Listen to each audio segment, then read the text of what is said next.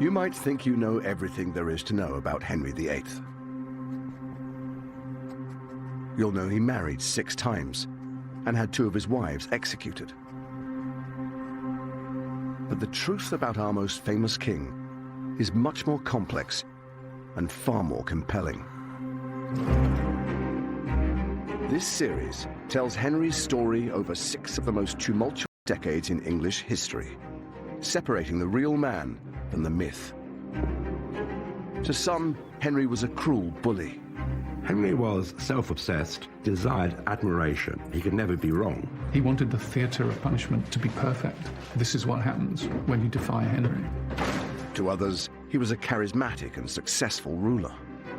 He jousts, he rides, he sings. What more could you want from this perfect prince? But Henry's personality, his innermost thoughts and his motivations have remained elusive. Today we might call Henry a little bit OCD. It was said of him he couldn't hold somebody's gaze. He felt uncomfortable. Now a team of Tudor experts have come together to investigate who the real Henry was. They'll unearth never-before-seen documents, including some from the Vatican's archives. Thank you so much for showing me one of the greatest prizes in Tudor history. And they'll go backstage at Henry's court to unravel a murky world of power, plots, and petrifying ambition. The Tudor court is a bear pit. It's an aggressive and violent place. When somebody is no longer useful to him, that's it, he cuts them out. It's almost pathological. He was willing to change the entire country, even the entire map of Europe, in order to get what he wanted.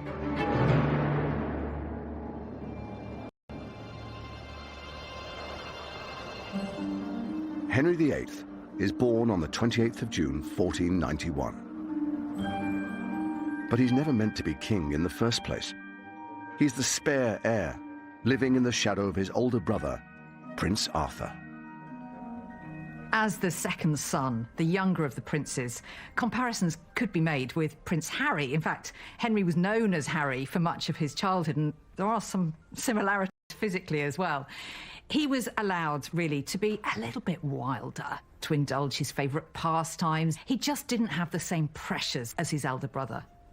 Henry clearly sees himself as the spare rather than the heir. I suppose in some ways that might be liberating, but in other ways it might nurture a certain jealousy. Henry later in life has this urge to prove himself all the time, to show that he can be a success even at his most... Attendants spoiled him and made sure that the hard knocks and bruises of boyhood weren't inflicted on their charge, and anything he wanted, he got. As the second son, Henry is ignored by his father, and instead raised by his loving mother in the protective female world of Eltham Palace. Henry's relationship with his mother was unusually close. His mother seems to have taken a real care for the education of her son. For a royal princess to grow up in this sort of environment wasn't that unusual. For a royal prince, however, it was a little bit strange, and it just goes to show how unimportant, really, Henry was considered in the line of succession. But when Henry is just 10 years old, something happens that transforms his life. Unexpectedly, his older brother dies, leaving him as heir to the throne. He's no longer the second son, he's the first son, and he's going to be King of England. It's hard for us to imagine the pressure on him, the idea of having to take up that position. To make matters worse, Henry's beloved mother, Elizabeth of York, dies just months later. Recently, this remarkable survival from Henry's childhood has been revealed to us, and it's incredibly exciting because for a long time it was thought that this was just an old page in an illuminated manuscript. But when we look behind this figure of King Henry VII here, we see King Henry VIII, as he later became, as just a boy. This weeping child on the edge of an empty bed, that of his mother. He can't contain his emotion. His head is thrown into his arms in despair. We imagine Henry VIII as being someone that maybe didn't feel emotion, that wasn't affected by grief, but we can see in his reaction to his mother's death that it really broke his heart. He was now the heir to the throne, and he didn't have his mother to guide him. He had instead a very different figure in his father, a very problematic, I think, figure to try and move him into this new phase of his life, and I don't think that made it any easier for him. Henry's father, Henry VII, won the Wars of the Roses, a bitter civil war which lasted 3 decades and divided the kingdom. As the first Tudor king, he united the warring houses of Lancaster and York. But he now reigns over an unstable and uneasy peace. Paranoia was part of the Tudor DNA. The Tudors really had a rather tenuous, legally fragile claim. There is a seed of insecurity planted in Henry from a very early age. The political history of his father's reign has essentially been the history of plots, conspiracies, hanging over from the Wars of Roses, who's in, who's out. You might think you know everything there is to know about Henry VIII. You'll know he married 6 times and had 2 of his wives executed. But the truth about our most famous king is much more complex and far more compelling. This series tells Henry's story over 6 of the most tumultuous decades in English history, separating the real man from the myth. To some, Henry was a cruel bully. Henry was self-obsessed, desired admiration. He could never be wrong. He wanted the theatre of punishment to be perfect. This is what happens when you defy Henry. To others, he was a charismatic and successful ruler. He jousts, he rides, he sings. What more could you want from this perfect prince? But Henry's personality, his innermost thoughts and his motivations have remained elusive. Today we might call Henry a little bit OCD. It was said of him he couldn't hold somebody's gaze. He felt uncomfortable. Now a team of Tudor experts have come together to investigate who the real Henry was. They'll unearth never-before-seen documents, including some from the Vatican's archives. Thank you so much for showing me one of the greatest prizes in Tudor history. And they'll go backstage at Henry's court to unravel a murky world of power, plots, and petrifying ambition. The Tudor court is a bear pit. It's an aggressive and violent place. When somebody is no longer useful to him, that's it, he cuts them out. It's almost pathological. He was willing to change the entire country, even the entire map of Europe, in order to get what he wanted.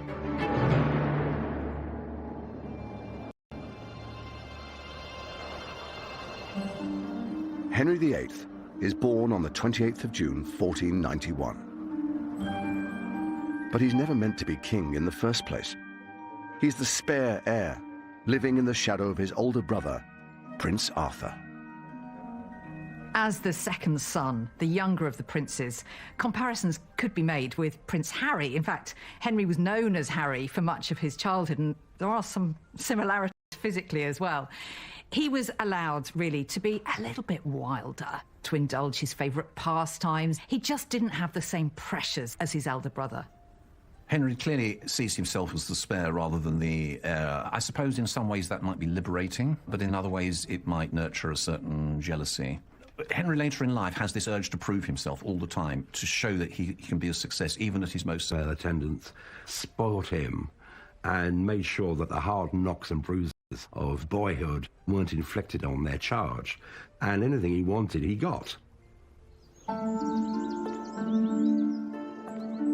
As the second son, Henry is ignored by his father, and instead raised by his loving mother in the protective female world of Eltham Palace. Henry's relationship with his mother was unusually close. His mother seems to have taken a real care for the education of her son. For a royal princess to grow up in this sort of environment wasn't that unusual. For a royal prince, however, it was a little bit strange, and it just goes to show how unimportant, really, Henry was considered in the line of succession.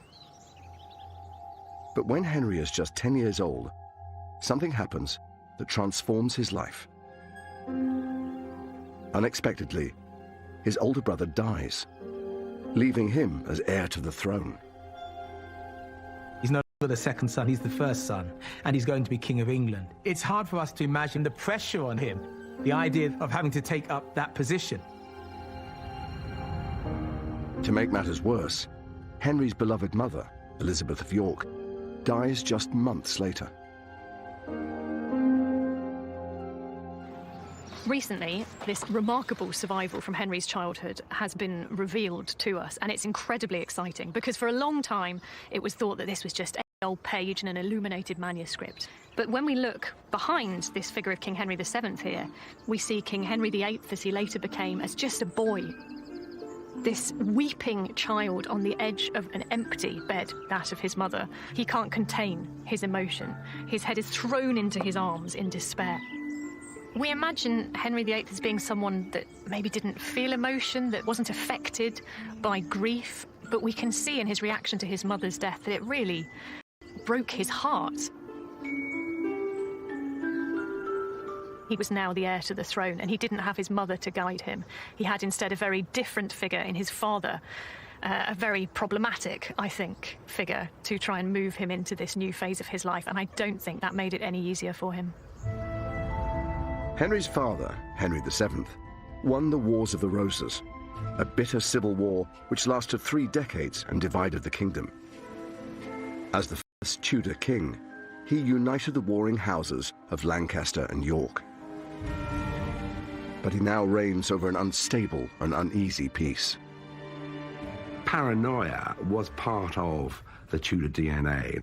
The Tudors really had a rather tenuous, legally fragile claim. There is a seed of insecurity planted in Henry from a very early age. The political history of his father's reign has essentially been the history of plots and conspiracies hanging over from the Wars of the Roses. Who's in, who's out, who's being watched.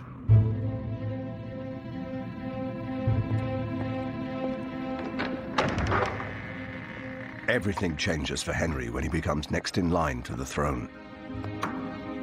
He is now brought up directly by his controlling father, after years of being sidelined. Henry's relationship with his father was really complex. There are lots of eyewitness accounts that Henry was never permitted to go out of the palace. He was kept to his rooms, and that when he did appear at court, he never opened his mouth except to answer a question. This is so different to the upbringing that Henry had known. He must have felt like a virtual prisoner. As soon as Henry VIII is brought under his father's control, you see his personality just being squished, almost this overbearing weight of his father's anxieties, his paranoia, his concern that something might happen to this last vestige of the Tudor dynasty. As a very young boy, he hadn't really had much of his father's attention at all. But then, of course, suddenly, Henry had too much of his father's attention. He found it suffocating because Henry VII was trying to make up for lost time and kind of chisel this young, wild prince into a future king. Sometimes they argued quite violently in front of the court. On one occasion, a scandalised ambassador reported it looked this evening as if the king might murder his son. Little wonder, there was a deeply personal resentment against his father. After 7 years of living under this harsh regime, Henry finally glimpses freedom. His father is now dying, and Henry has been summoned to see him one last time. He knows that in a few short hours, his father will be dead, and he will be king. This is a king who's dying, still not feeling anywhere near secure on his throne. He wants the Tudor dynasty to continue. So to his last breath, he's giving advice to his son, how to secure the realm, what sort of advisors to surround himself with. He told Henry that he had to marry Catherine of Aragon, the widow of his elder brother Arthur, and he would rule England with her. It wasn't a sort of if or but. This is what you're going to do. And Henry meekly accepted it.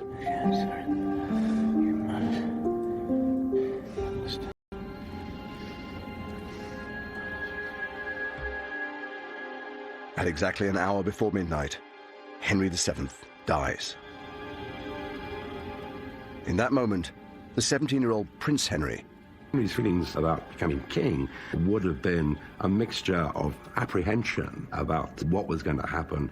Would he be able to smoothly take over the levers of power, mixed with a wonderful sense of release that he was going to be his own man, his own master, and he could do things which he wanted to do instead of other people telling him.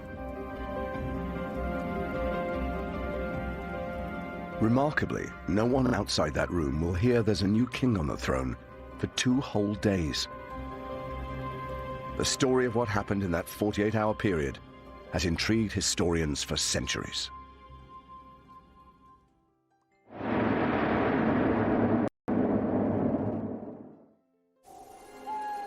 The next 48 hours will decide the fate of the kingdom.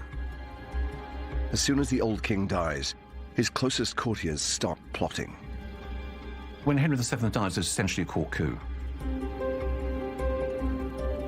His death is kept a secret for the best part of 2 days, while in the background they decide how to bring on this new regime with a splash.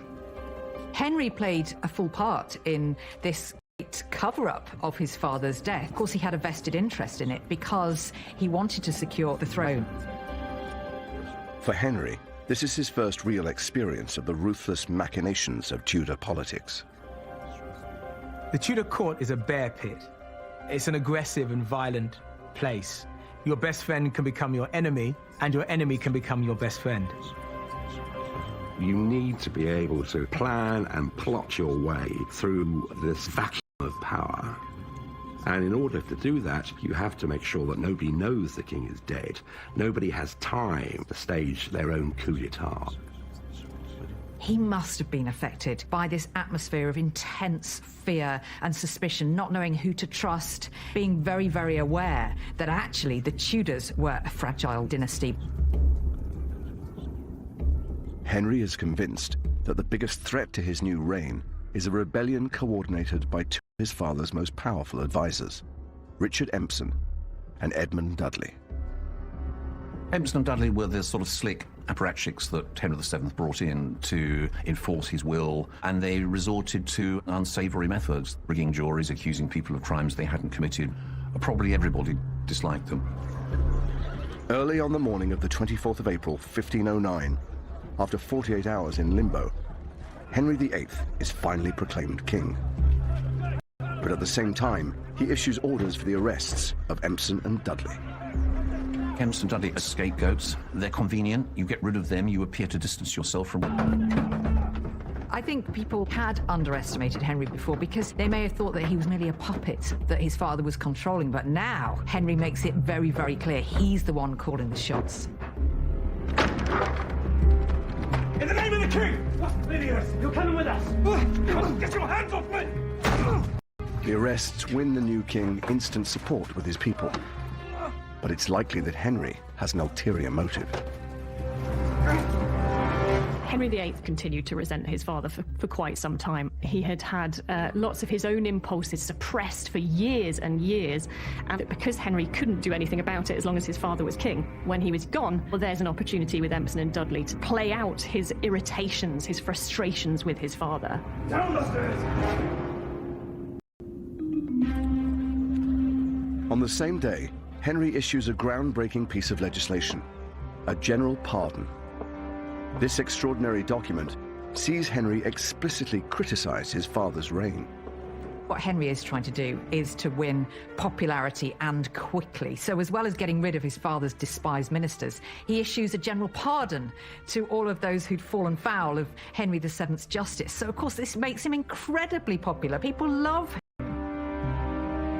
Now that pardon is basically rubbishing Henry VII. This is an extraordinary move that you use your father's unpopularity to sell yourself to your subjects. Henry's telling his subjects that he knew they had suffered grievously through injustices imposed by his father, and he was happy to do all he could to right those wrongs. He wants to begin in a way that is going to make a break with the... Of course, it's all about reputation. It's all about this gleam in his eye that he's going to be a famous monarch, the best king that ever reigned in English history.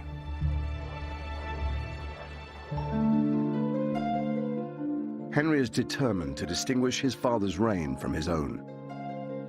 But that doesn't stop him honoring his father's dying wish and marrying his brother's widow, Catherine of Aragon, just 7 weeks after he becomes king. Catherine is the most desirable bride in Europe, the daughter of Ferdinand and Isabella of Spain, the most mighty empire in the world at the time. But I think Henry really did love Catherine of Aragon. He professes himself to be deeply in love. It's part of those early grand gestures which, he thinks he can make. But of course, he's also got an eye on security. And this is a monarchy, so it means dynastic security, so it means a son. His attempt to produce a male heir was pragmatic. He did not intend that the decades of conflict that had preceded his father's reign would continue into his reign. And he felt that producing a male heir soon comes true. On New Year's Day, 1511, Henry does have a son. Catherine of Aragon gives birth. Henry was beside himself with joy at having a son and heir. His hopes and dreams had been realized. But Henry's happiness is short-lived. His newborn son dies at just 7 weeks old.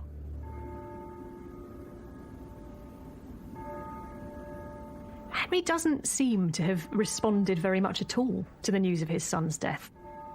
He does comfort Catherine, but there's no real sense from any of the chronicles or ambassador reports of this time that he is actually grieving himself. He is able to almost put a full stop on that child's life and move on from it. He has something intrinsic within him that he can just be cold, that he can shut down emotion. Throughout their marriage, Henry and Catherine will lose a total of 6 children. And Henry's anxieties about having a son and heir will intensify as the years go on. The big what-if of Henry's reign is, had that young Prince Henry, who was born on New Year's Day 1511, had he survived, everything would have been different. Henry would have had that son and heir from the beginning of the reign. He would have had dynastic security. Maybe he would have relaxed a bit. when Henry lost his son, Henry, Duke of Cornwall, he was also losing the opportunity to pass on his crown to a legitimised male heir. He must have wondered at that moment whether that marriage could produce a male heir. After 5 years of marriage, Henry still doesn't have a son, and his new dynasty is beginning to show signs of vulnerability. To bolster his authority, he enlists the talents of a cardinal who has rapidly risen through the ranks at court. Cardinal Wolsey is a political genius, a little mastermind. He's Henry's fixer. And, you know, he does an incredibly good job. Of course, Wolsey was the man who would relieve him of all the tedious business of state. He's the guy who's going to help Henry fulfill his desires. If the king wants it, Wolsey will deliver it. Wolsey is a churchman, but let's just say he's not the sort of vicar that you'd sit down to tea and biscuits with. He likes the finer things in life. He insists on being served on golden plates. He surrounds himself by luxury, and he also has a few mistresses. He has at least one illegitimate child. Thomas Wolsey is somebody who's come from a relatively poor background. He's the son of a butcher, and people will make jokes about this throughout his career. He's risen up through the church to become somebody influential, ideas into practice.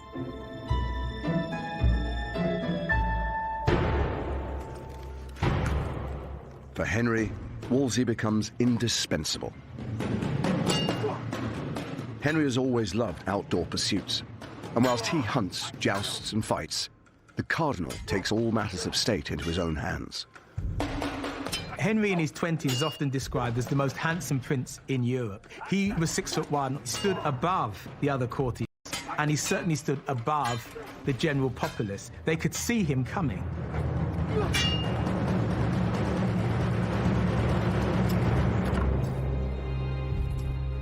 One of the really important things about Henry and Wolsey's relationship is that Henry really does believe that Wolsey is his friend.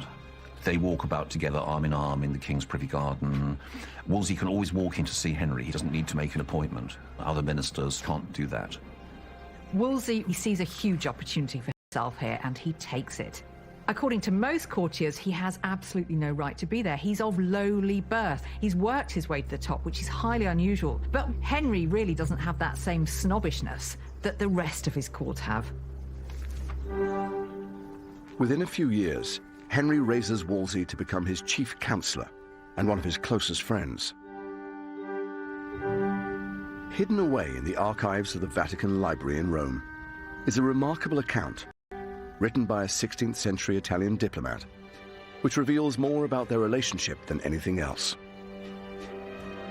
The Vatican has never given permission for it to be filmed before. Well, thank you so much for showing me this work. This is the first time, though, that I've seen the original, so it's an absolute privilege. This wonderful work, which is called Anglica Historia. It is about the history of England and the king himself, Henry VIII, Arrigo VIII. The wonderful thing is, for a historian, is this is an eyewitness account of Henry VIII and his court.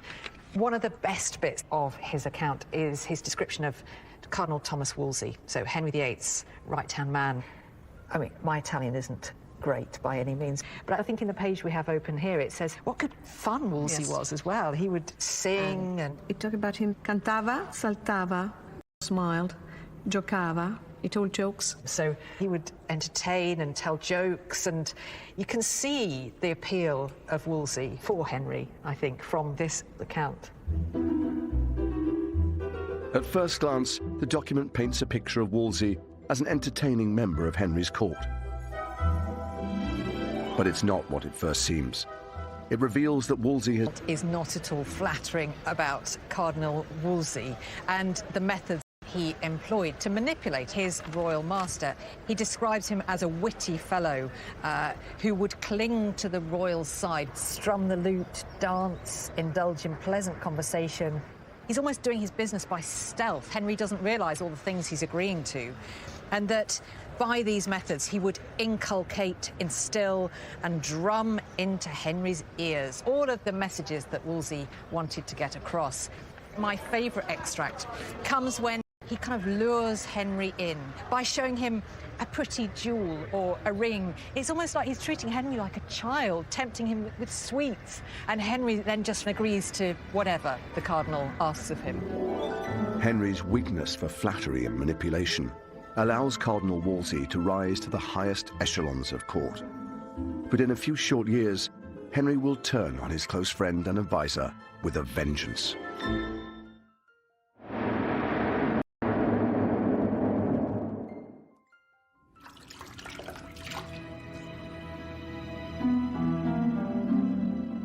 Henry VIII is worrying over the future of the Tudor dynasty.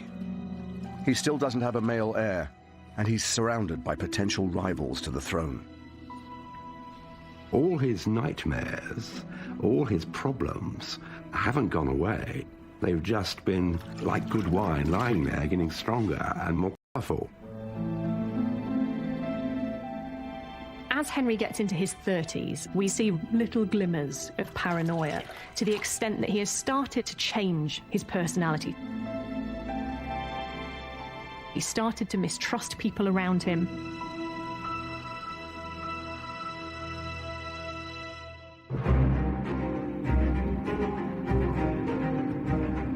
As his paranoia grows, Henry increases the provisions for his personal security.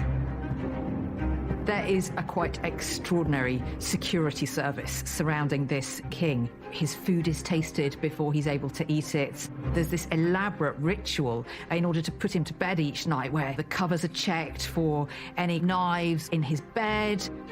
What effect that must have had on Henry, because for all his confidence and his sense of invincibility, he's made very aware on a daily basis that really he's incredibly vulnerable.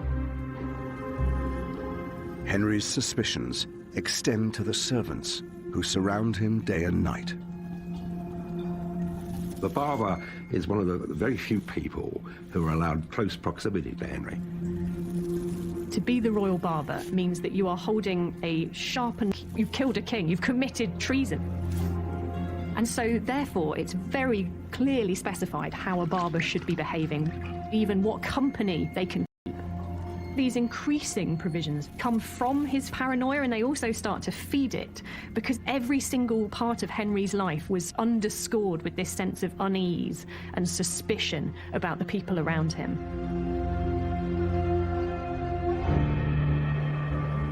Henry fears an uprising from a rival claimant to the throne. And he hears a rumor that the Duke of Buckingham is secretly plotting against him. The Duke of Buckingham was the highest-ranking nobleman in England, and he had royal blood, and lots of it. Henry is particularly suspicious of Buckingham because he doesn't make any secret of his claim to the throne, nor of his desire to be king. Henry's suspicions reach boiling point, and he writes a letter to Cardinal Wolsey that seals Buckingham's fate. Henry's letter survives to this day, and it's held here at the British Library. It's extremely exciting for me to see this original letter by Henry. There actually aren't many of them because, as Henry himself says here, he finds writing tedious and painful. He tends to entrust that task. Getting stronger and more colourful. As Henry gets into his 30s, we see little glimmers of paranoia to the extent that he has started to change his personality. He started to trust people around him.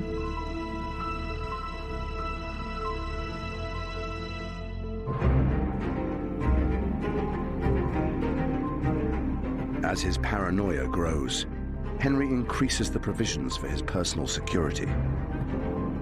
There is a quite extraordinary security service surrounding this king. His food is tasted before he's able to eat it. There's this elaborate ritual in order to put him to bed each night where the covers are checked for any knives in his bed.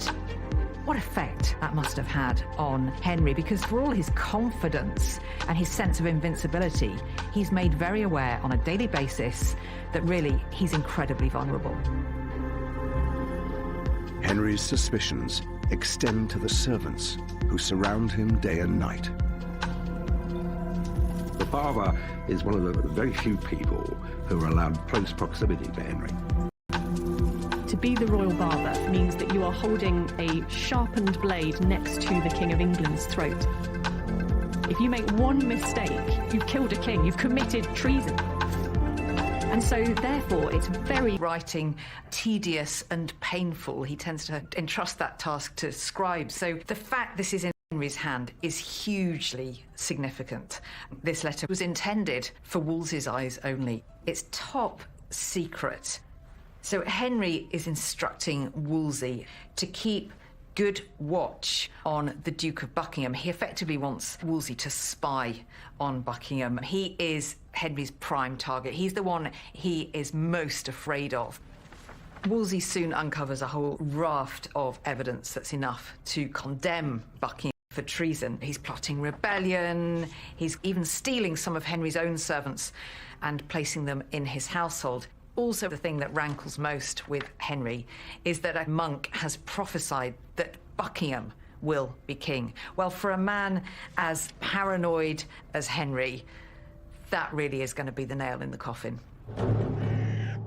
Wolsey's investigation produces enough evidence for Buckingham to be found guilty of treason. And he is beheaded by an inept axeman who takes 3 strokes to cut through his neck. Henry's treatment of Buckingham is one of the earliest and most vivid indications of his brutality.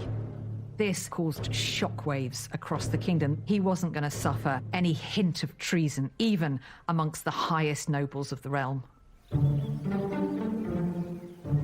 Fearing further plots against him, Henry's attitude to his noblemen changes. Henry starts to get rid of some of those older courtiers and councillors who had surrounded him for a long time. He mistrusts some of the old nobility. They'll have agendas of their own. He replaces them with the promiscuous young aristocrats he grew up with, men he trusts. But with such a debauched entourage, Henry's palaces are transformed into houses of pleasure. Even though Henry joins in with all the fun, at heart, he's actually quite prudish. You can almost picture Henry the morning after, walking through this scene of devastation with food strewn everywhere. There were people just sleeping on the floor wherever they could. Henry's a real contradictory character in all of this. On the one hand, he's encouraging this quite wild party atmosphere, but on the other, he's quite fastidious. I think actually today we might call Henry a little bit OCD. For as much as he liked to project himself as a party boy, actually he found it all deeply unsettling. The best evidence of Henry's controlling behaviour is contained in a little-known court document called the Eltham Ordinances. The Eltham Ordinances are effectively a great long list of rules that were drawn up by Cardinal Wolsey on Henry VIII's command to reform the royal household.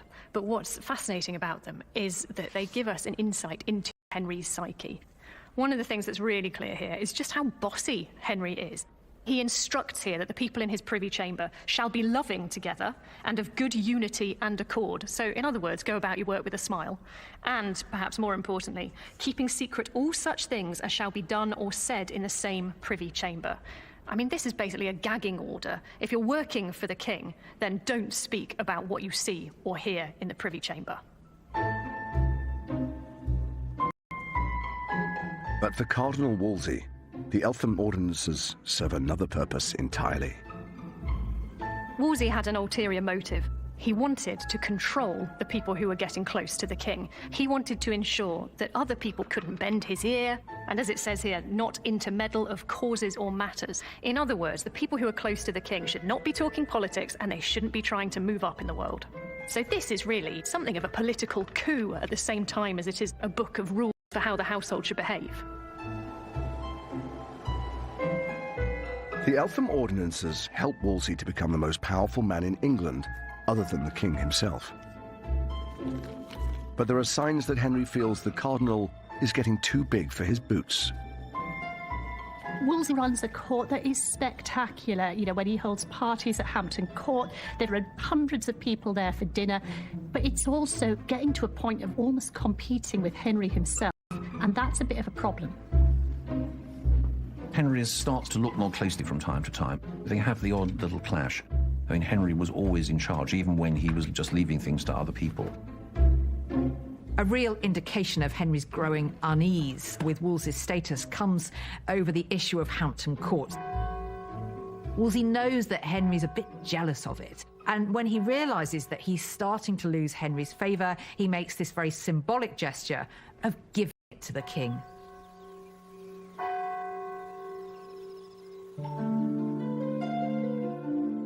As his relationship with Wolsey begins to unravel, Henry's marriage to Catherine of Aragon is falling apart. One of the deep-seated things in Henry's character is that if something goes wrong, it's always somebody else's fault. And so Henry does start to blame Catherine. After the birth of the Princess Mary, their only child, there are no more living children. And then, of course, Catherine is almost 6 years older than he is, and she's going to enter the menopause, and that worries him. Throughout his reign, Henry has this problem, which is that he's king, he's meant to be in charge of everything, he's meant to be able to decide his own fate, and yet there are so many places in his life where he then discovers he's not in control of things. He's not in control of whether his wife has a son. A queen is there for one principal purpose, and that is to produce sons. Catherine's not doing that, and therefore, you know, he's bound to look elsewhere. Henry's attentions are turning to a young woman at court, Anne Boleyn. He's had affairs before, but this time things feel different. Anne plays things slightly differently. As soon as it becomes apparent that Henry is considering the validity of his marriage to Catherine of Aragon, she starts positioning herself as the potential future bride, and Henry is quite happy to go along with this. And so they start on this attempt to get Henry's marriage to Catherine declared invalid. Desperate to end his marriage, Henry starts searching for a way to divorce Catherine. Once Henry's decided that he wants to marry Anne Boleyn, he goes all guns blazing to research this himself. He gets it into his head that the reason he has no sons is because he has transgressed that biblical rule in Leviticus that you must not marry your brother's widow. The thing about Henry is once he has his mind set on a particular course, he can be extraordinarily cold and ruthless in achieving it. And anybody who gets in his way, well, they need to watch out. Henry tasks Wolsey with securing permission from the Pope to end his marriage. With the divorce, Henry gives Wolsey an impossible job to do. Divorce isn't unheard of, but for a king to set aside a wife to whom he had been, the Pope is going to agree. And Wolsey must be thinking, I've got the boss from hell here. I just cannot deliver this. What am I going to do?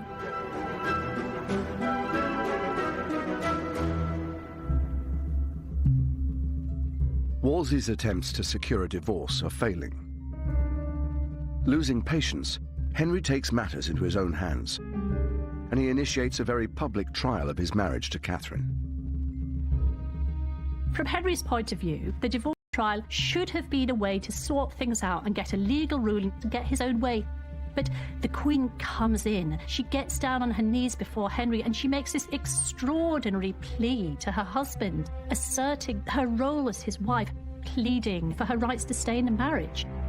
He doesn't react. There is nothing. He's not at all swayed by all of this emotion. This is an indication of that coldness just coming to the surface in Henry's character. It's almost like when he's decided that somebody is no longer useful to him, that's it, he cuts them out. He moves on to the next thing. It's almost pathological. The divorce trial ends in failure, and Henry blames his chief minister.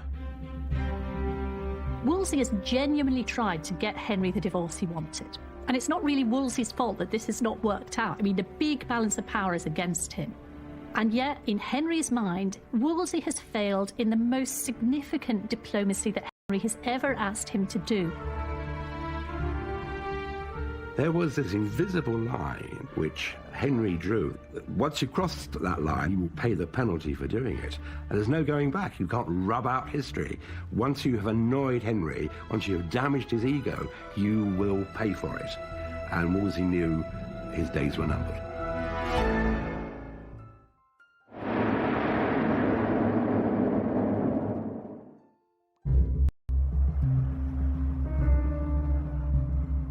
Henry VIII has turned his back on his wife and his closest advisor. And strange quirks are emerging in his character. If you actually met Henry VIII, it would be important not to fix your eye upon him for too long or stare straight in the face, because he really didn't like that. It was said of him he couldn't hold somebody's gaze. He felt uncomfortable. This is one of the strongest kings of England, and yet there's a certain personal insecurity, even when he's at his most secure. Henry has this tendency to turn on his most trusted advisors. He puts them in impossible positions, given these incredibly difficult tasks. And when they fail, as inevitably they must, they get all the blame, not Henry.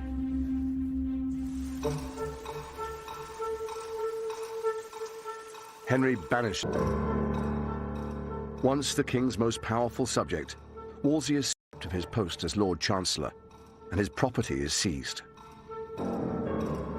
For Cardinal Wolsey, who always saw himself as Henry's man, to have the king say that he didn't trust him was completely crushing. And from that moment on, we don't ever really see him regain Henry's trust. He is just slowly sliding inexorably towards his ultimate fate. Wolsey sends Henry a letter begging for his forgiveness. This letter, held in the National Archives, gives an insight into Wolsey's desperation. Wolsey is appealing so completely submissively to Henry in this letter that it starts with, "I, your poor, heavy and wretched priest, do daily pray, cry and call upon you," and then ends with, "Your most prostrate, poor chaplain, creature, I mean, not even a human being anymore, just a sort of beast of King Henry VIII. It could not be more clear in this that Wolsey is lowering himself in Henry's eyes. It really is quite heart-wrenching, I think, that he was reduced to this. The Cardinal's letter fails to win the king over. I find Henry VIII quite challenging because time and again, Henry can't admit himself that he's made a mistake. He's completely certain that he is in the right at all times. And so as a result, the person who gets scapegoated is Wolsey. Henry issues orders for Wolsey to be arrested on charges of treason and sent to the Tower of London. But he will never make it there. After arriving at Leicester Abbey to spend the night, he collapses and dies.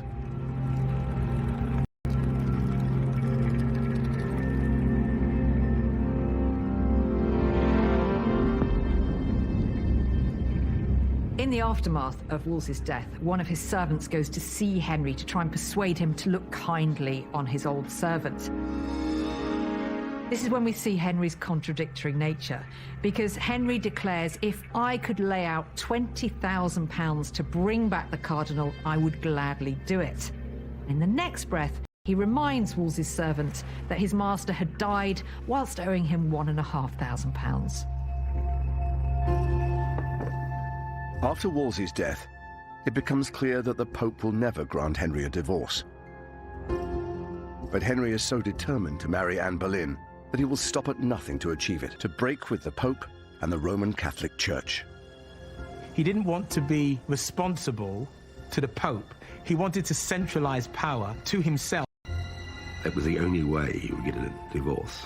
It was the only chance of having a son and heir. Henry has started to radically change the course of English history. He transformed every aspect of his kingdom, religious, political, but he's developed into a very different man. He's moved from being someone who's a bit anxious and uncertain to someone completely convinced of his own rightness, the justice of all of his decisions. He was willing to change the entire country, even the entire map of Europe, in order to get what he wanted. In the next episode, Henry turns on his new queen, Anne Boleyn. The English court is the nest of hissing snakes. Absolutely nobody is safe. This reads, her crimes were so abominable. Anne is the most wicked queen in history. And Henry's paranoia begins to creep into England's politics. Henry VIII comes down on opponents with murderous force. You're either with him or against him. And if you were against him, you paid for it. That's Bloodlust and the Boleyns next Wednesday at 9. The potentially heart-stopping dangers of an asthma attack. Pulled into focus tomorrow night at 9 in brand new 999 Critical Condition. New next, the 20-year hunt for the killer. Newsreader Jill Dando, shot outside her house in West London. It was a crime that shook Britain. In just a moment.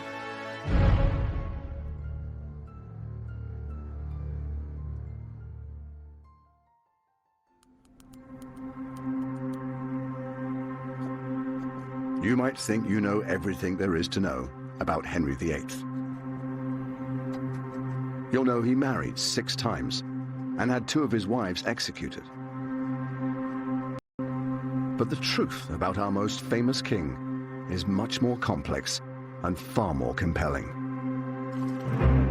This series tells Henry's story over 6 of the most tumultuous decades in English history, separating the real man from the myth. To some, Henry was a cruel bully. He wanted the theatre of punishment to be perfect. This is what happens when you defy Henry. This is what traitors get. To others, he was a charismatic and successful ruler. He jousts, he rides, he sings. What more could you want from this perfect prince? But Henry's personality, his innermost thoughts and his motivations have remained elusive. Pathological. Once Henry has his mind set on an idea, he will stick with it no matter the consequences. Now a team of Tudor experts have come together to investigate who the real Henry was.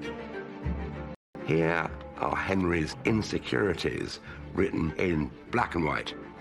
They'll unearth never-before-seen documents, including some from the Vatican's archives. Thank you so much for showing me one of the greatest prizes in Tudor history. And they'll go backstage at Henry's court to unravel a murky world of power, plots, and petrifying ambition. Henry VIII comes down on opponents with murderous force. Henry's growing increasingly paranoid. He's starting to lose his grip on reality. Henry has got older, he's got more tyrannical, his reign has got bloodier, and he is more determined than ever to get his own way.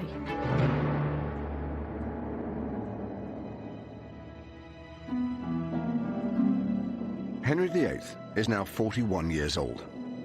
His first wife, Catherine of Aragon, has failed to provide him with a longed-for son and heir. And he's becoming increasingly anxious about the future of his dynasty. he's banished Catherine from court and is embroiled in an attempt to divorce her and marry his long-term mistress, Anne Boleyn. The way in which Henry is treating the two women in his life could not be more different. On the one hand, you have this great chivalrous love play with Anne Boleyn, and on the other, there is the incredibly cruel, heartless rejection of Catherine of Aragon, the wife who served him loyally for more than 20 years. It's interesting to think what it was about Anne Boleyn that made her so attractive to Henry, but also so enigmatically attractive to so many people. Her education in France may have been a factor. She had a style and a glamour that other people didn't. But also her intelligence, her ability to argue with scholars and theologians about religious and moral issues. Henry, the scholar, who flattered himself as being the philosopher prince, saw in her, I think, a consort who shared some of those values. But as their relationship develops, Anne puts pressure on Henry by refusing to sleep with him until their wedding is in sight. Her own sister had been discarded as Henry's mistress. She wanted more for herself than that.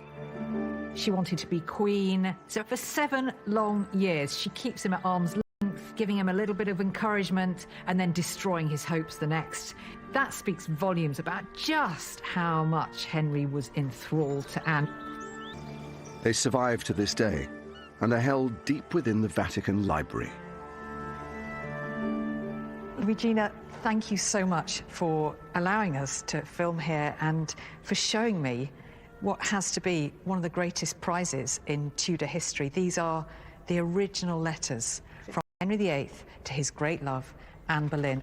You're very welcome, and we are happy to show people in Great Britain these documents so precious to you and to us, and precious for, I think, all mankind.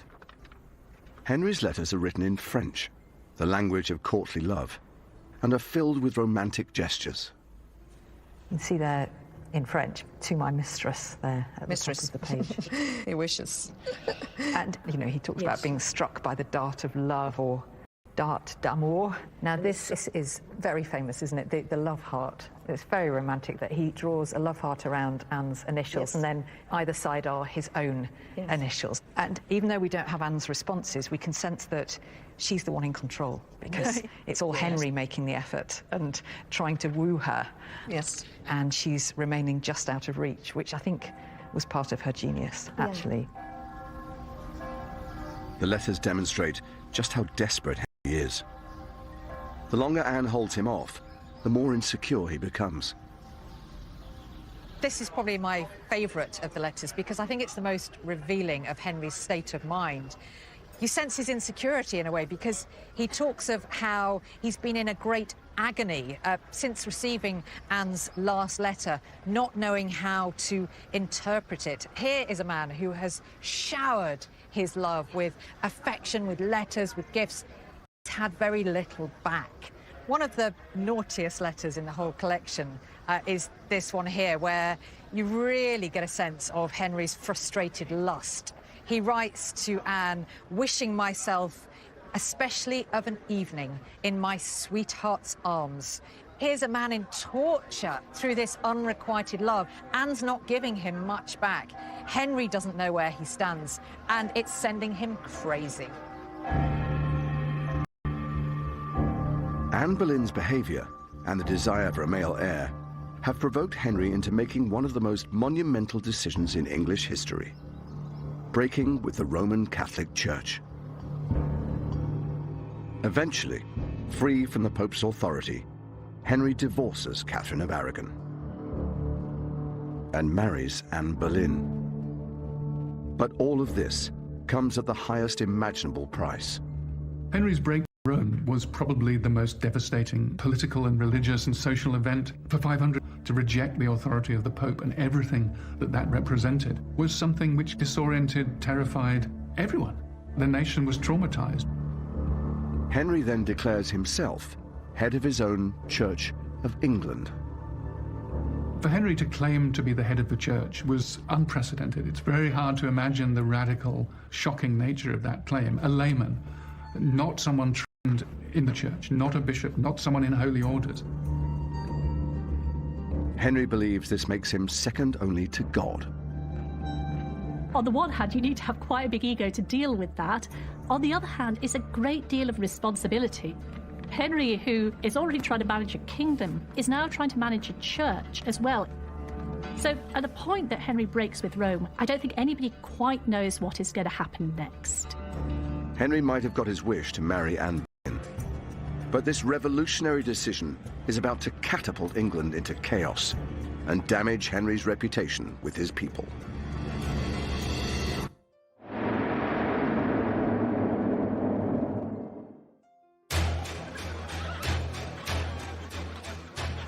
England is in turmoil after Henry's decision to break with Rome.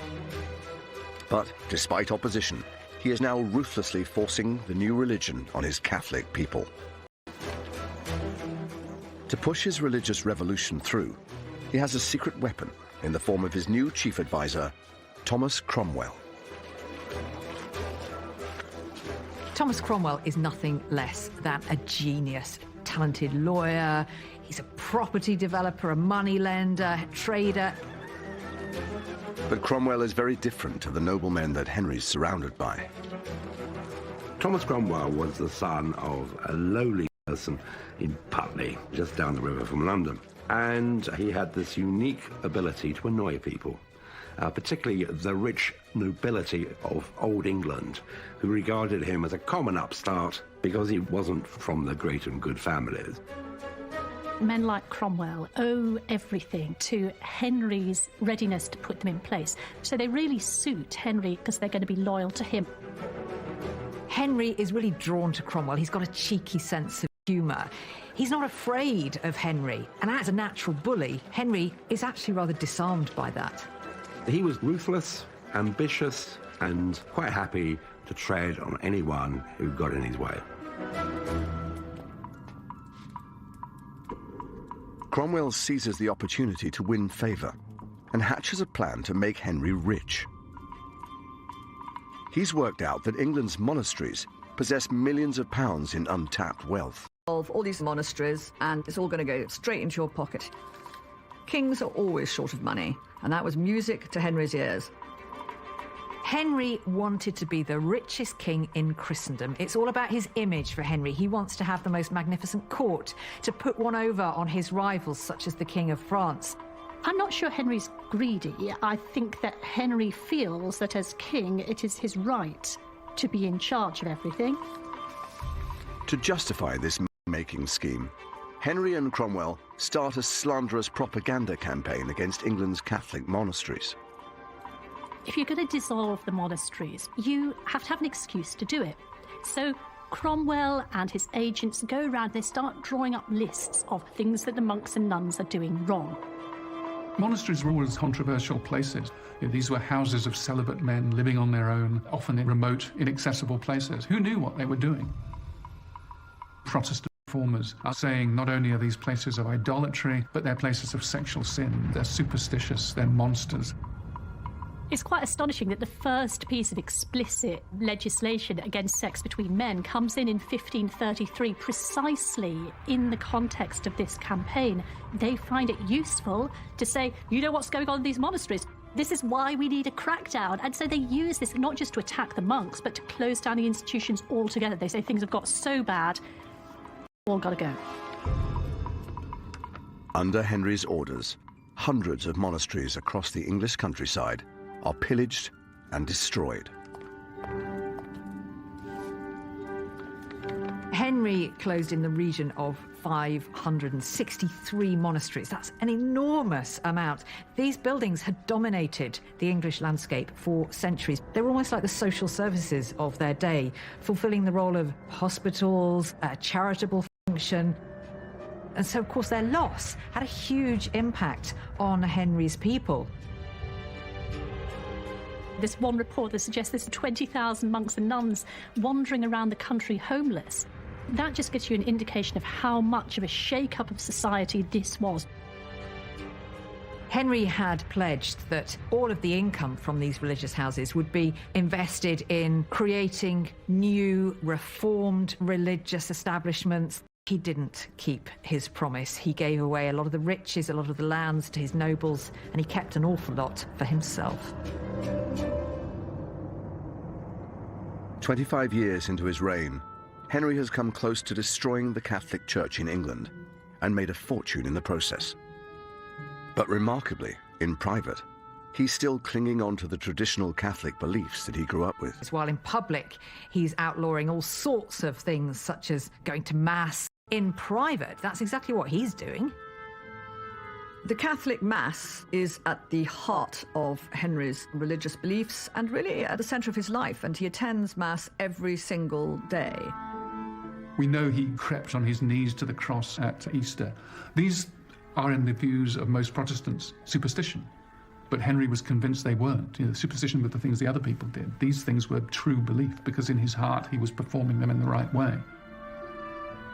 There is an enormous double standard with Henry. It's all very well for him to continue worshipping as he likes, but his people have to toe a different line. They have to be part of on their own, often in remote, inaccessible places. Who knew what they were doing? Protestant reformers are saying not only are these places of idolatry, but they're places of sexual sin. They're superstitious, they're monsters.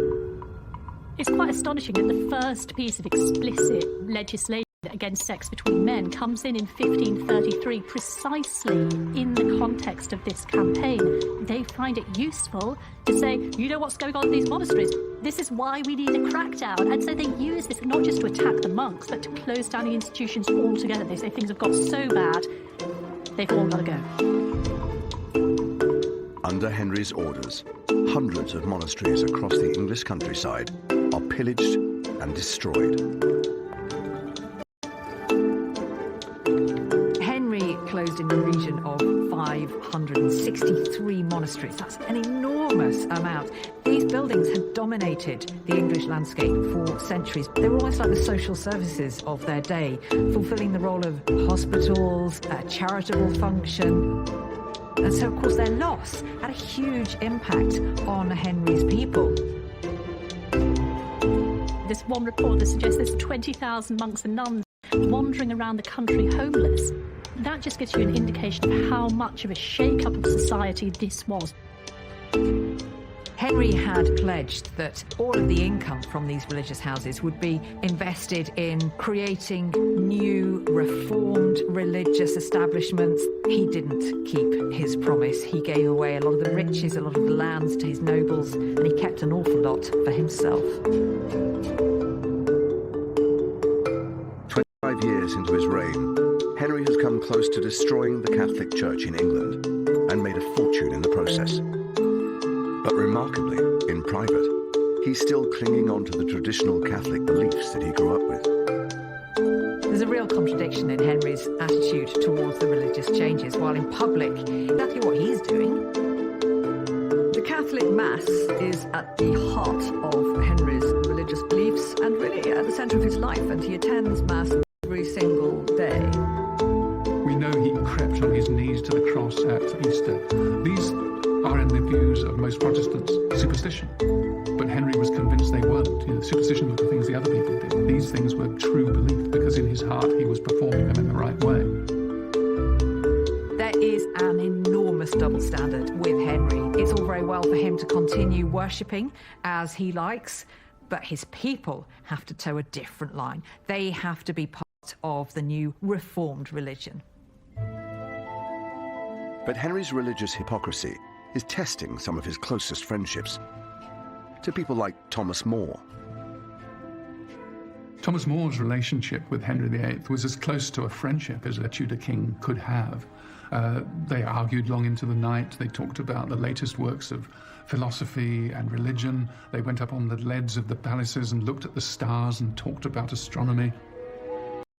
They'd first met when Henry was just 8 years old, so More was a huge influence on Henry, and he rose and rose in Henry's service. He was Lord Chancellor of all England by the 1530s. But Thomas More was acutely religious, devout to the point of wearing a hair shirt under his clothes so that his flesh was mortified by the irritant. I mean, these were the kind of extreme religious practices that the most reclusive Catholics would use. As a devout Catholic, Thomas More disagrees strongly with Henry's decision to break with the Roman Catholic Church. And he's not the only one. Growing numbers of people are speaking out against Henry's new regime. These voices of dissent play heavily on Henry's insecurities. Some outspoken priests in Middlesex said that Henry's private life resembled a pig wallowing and defiling itself. A nun makes these prophecies saying that she's seen a place reserved for him in hell. For Henry, this is all deeply personal. Anyone who speaks out against his reforms is criticising himself, and he can't take that. Like his father before him, Henry VIII comes down on opponents with murderous force. Hidden away in the Houses of Parliament is evidence of just how murderous Henry is becoming. Here I am in the Parliamentary Archives looking at the 1534 Treason Act, one of the most extraordinary documents in Henry's reign. Here are Henry's neuroses, Henry's fear. The 1534 Treason Act says it's now high treason to maliciously wish, will or desire, by words or writing, or by craft imagine, an attempt of bodily harm against the king or the queen or their heirs apparent. This document says that it's now high treason to maliciously publish and pronounce by express writing or words that the king is a heretic, schismatic, tyrant, infidel, or usurper of the crown. The act is extraordinary because it's not only governing how people behave, but it's governing how they think and what they say. Henry VIII believed that as far as his subjects were concerned, you're either with him or against him, and if you were against him, you paid for it. This document changed Henry's realm into a land of fear. Words spoken in jest or in drink or in anger could lead you to the scaffold. This brutal act significantly widens the scope of treason, and it marks a turning point in Henry's reign. That need not only to have people obedient, but to believe absolutely the justice of what he was doing was unprecedented. No one had asked this before. That is intruding into everyone's belief system, into their consciences, in a way that no one had tried before or since. One of the first victims of Henry's ruthless new regime is his old friend Thomas More. Henry locks him in the Tower of London because More refuses to endorse his religious reforms. More is very much a devout Catholic, and that idea of England breaking completely away and defying the Pope, defying tenets of Catholic faith, is not something that More can really live with. More remains in the Tower for a year, and during that year, Henry does everything he possibly can to persuade him. He even says to him, believe what you like in your heart, so long as in public you're with me. I think Henry still had that deep-felt conviction that eventually their friendship would prevail, and that would be won over by the sheer weight of argument and the force of Henry's personality. Tudor history is full of these moments where people who have been working together for months and years suddenly fall apart. But I think it's particularly traumatic when it comes to Henry and Thomas More because of that deeper intellectual connection that the two of them had forged. Eventually, Henry has had enough, and he authorizes his former friend's death. The Parliamentary Archives still holds the document that sanctions Thomas More's execution. This document says that Thomas More, contemptuously refusing to take the oath supporting the succession to the crown. They are powerful words. And later on, they describe the ingratitude of Thomas More towards the king. It lays down Thomas More's crimes and legalizes his execution. To all intents and purposes, it's his death warrant. On the 6th of July, 1535, Thomas More is executed on Tower Hill. I can't help but wonder whether Henry just had those moments where he looked at himself in the mirror and thought, how on earth have I come to this? Here he is, ordering the execution of some of his closest friends and advisors. He's caused turmoil in his kingdom. Did he ever bring any of that back on himself and actually examine his own motives, his own character? I don't think Henry had a conscience about what he was doing. No, he's not a man who's going to lose any sleep over things like that. He has an objective which he wants to achieve, the continuation of the Tudor dynasty, and nothing or no one is going to stand in his way. He absolutely believed in the righteousness of his own conclusions, and that's what drove him through. There's definitely a sense at this point in Henry's reign that it's almost gathering a momentum of its own. There's no stopping Henry now, and it's going to get more and more brutal. Little does Henry know that a freak accident is about to alter the future of his kingdom and the fate of his second wife.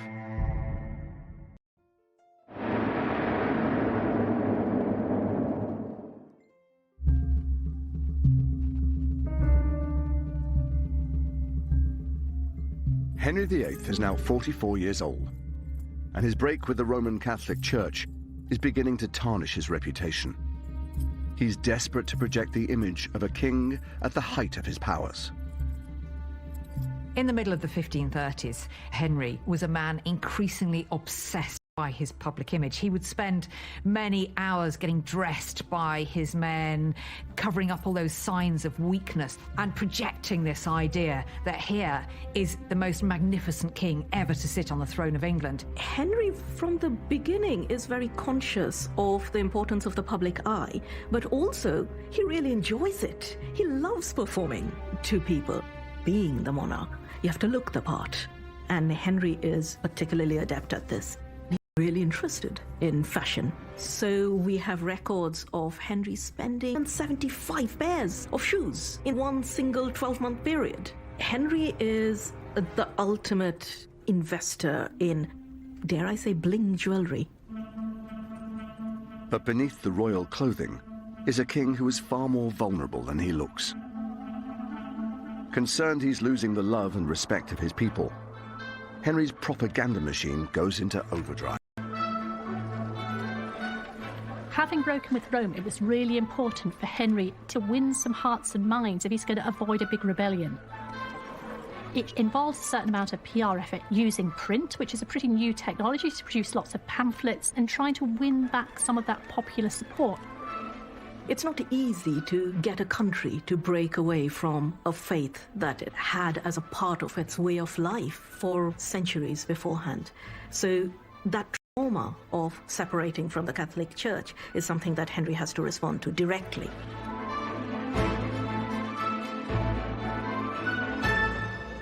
Whilst Henry hopes to escape public unrest, he can't seem to avoid it in private. Henry develops an increasingly bad temper because he's losing patience with Anne and with this marriage, and also with the fact that he hasn't yet to produce the male heir, and so he just now wants results. Henry needs God to show him that he approves of his actions by giving him a son. And yet Anne does not produce a son. She has miscarriages. She has a daughter. It's as if his first marriage is just repeating itself. And that worries him. What's wrong about this marriage? Is this marriage cursed as well? As time went by, there were more reasons for them to dispute and argue with each other. Her inability to produce the male heir was the grumbling resentment, but also her commitment to religious reform, her willingness to argue with Henry. These things were things that, over time, became more annoying than attractive. The real turning point for Henry is when Anne accuses him in public of having an affair behind her back, and Henry is angered that she would dare question him in public about his behaviour. Henry responds to Anne by telling her that she needs to turn a blind eye to this behaviour as her betters had done, meaning Catherine of Aragon, and that he could unmake her just as quickly as he had raised her. There's another person causing trouble inside the royal marriage. Henry's advisor, Thomas Cromwell. Henry's court has become like a pressure cooker. So at the centre of this, we have Cromwell and Anne, who are each other's rivals and enemies. Anne has her own faction behind her, and Cromwell has his supporters. And we see in the court these two rival factions fighting for Henry's attention. So he was very keen to act against her, to strike first before he was attacked himself. Anne has an ace up her sleeve that she thinks will secure her position. She's pregnant. However, something is about to happen that will shake both Anne and Henry to the core. When Henry takes part in a jousting tournament, he falls from his horse. An account from the time reveals that the accident is so serious that Henry is knocked unconscious. There's a report by Dr. Pedro Ortiz, who is the imperial Spanish ambassador to the Vatican. He's picked up some gossip coming in from Francis I of France, who's no friend of Henry VIII. The French king had said that the King of England had fallen from his horse and had been for 2 hours without speaking. So here we have Henry laying on the ground, not speaking for 2 hours. I believe the horse rolled on him, it crushed him. He suffered some kind of traumatic brain injury. Recent research has demonstrated that such an injury can actually cause neuroendocrinal damage. People suffering from this very rare disorder become depressed, irritable, and very suspicious of everyone around them. In the latter years of Henry's reign, he was displaying all those symptoms. Henry's accident also has a dramatic effect on his wife, Anne Boleyn. What is absolutely certain is the shock of hearing that Henry had this accident caused Anne Boleyn to miscarry a male child. Queen Anne was brought to bed and delivered of a man-child before her time. It was said she took a fright. It was a 3-month-old fetus, male child, perfectly formed, and if the child had lived, it could have been Henry's longed-for male heir. The miscarriage is a personal disaster for Anne, because that possibility that the male heir was finally at last about to appear is taken away again, and she's damaged goods. After his accident, Henry becomes increasingly paranoid. And at court, things are now more dangerous for Anne Boleyn and Thomas Cromwell. There is a diplomatic letter which describes the English court as a nest of hissing snakes.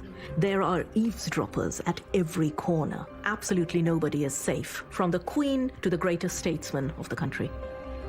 Around Easter 1536, we see a real shift now between the relationship of Cromwell, publicly disgraces him, and this now puts Anne back on the chessboard, and so she removed Cromwell, her rival, and once again she's the centre of Henry's world. Cromwell storms out, and the first thing he does is to start plotting to get rid of Anne. Cromwell has decided it's Anne or him, and it's going to be Anne. Secretly, Thomas Cromwell launches an investigation into Anne's behaviour. As soon as he's left court, Cromwell puts the word out that he's sick, but Cromwell is far from sick. He is using this 2-week absence as the perfect cover for him to start plotting the downfall of his archenemy, Anne Boleyn. Cromwell has this incredibly sophisticated network of spies and informants. Among his network are a number of ladies from the Queen's own household. Now, Anne isn't popular with her ladies. She's a fairly cruel mistress, so you might imagine how willing those ladies are to give Cromwell tidbits of gossip, information that he can slowly craft into a case. One of the things about the early modern court is that it is based upon flirtation, and it's based upon the language of courtship. So at any point, those acts which could have been perfectly normal are reinterpretable as much more culpable. If you'd say you love the Queen, what do you mean? Cromwell began to find a lot of evidence of people saying inappropriate things.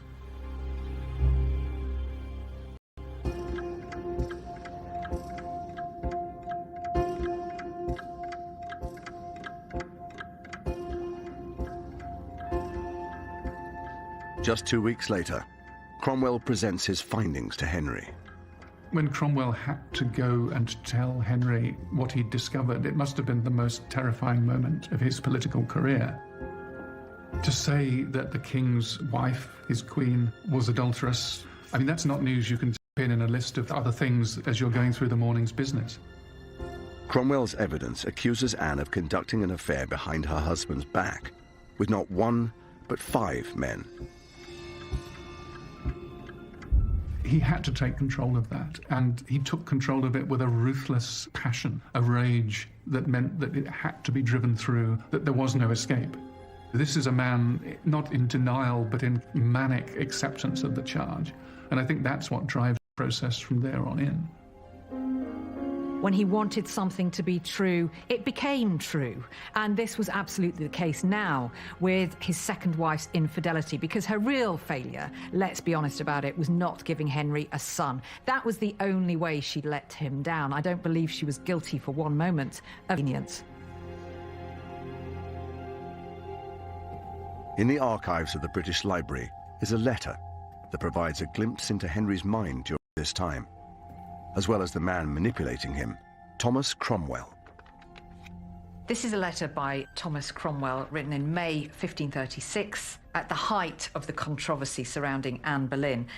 This letter is undoubtedly one of our best sources for understanding Henry's perspective on Anne Boleyn. Cromwell says here, "The King's Highness thought convenient that I should advertise you of the same. I should tell you about what's been going on, about the case against Anne." Really, what he's saying is the king has instructed Cromwell to spread the word about Anne Boleyn's crimes, and they are all described here in their full gory detail. This bit here reads, "Her crimes were so abominable that I think the like was never heard." And there's some fairly graphic language used here to describe the Queen's incontinent living. This is written for an absolute purpose. It's telling the world Anne Boleyn is guilty of heinous crimes. Anne is the most wicked queen in history, according to Cromwell. Alongside charges of adultery, Cromwell's letter also accuses Anne of plotting Henry's death. At the bottom we have here talk of a certain conspiracy against the king. So in Henry's mind, it goes beyond just adultery, an unfaithful wife. She's plotting treason. This is a pure piece of PR on Cromwell's part. Cromwell manipulated Henry, and in fact, he later boasted that he had dreamt up the whole scheme against Anne Boleyn. Whatever the truth behind the accusations, Henry falls for them, hook, line, and sinker. Once convinced that there was a kernel of truth to it, Henry's imagination knew no bounds, and at one point famously he said, well, maybe it's 1,000 men. Who knows what Anne is capable of? Henry VIII is a great fan of good stories. He's good at spinning them, and he is also taken in by them. And the story that is spun around Anne is the one of the wicked woman, a woman with an insatiable desire to manipulate men. Henry orders Anne's arrest, and she is escorted to the Tower of London. He will never see her again.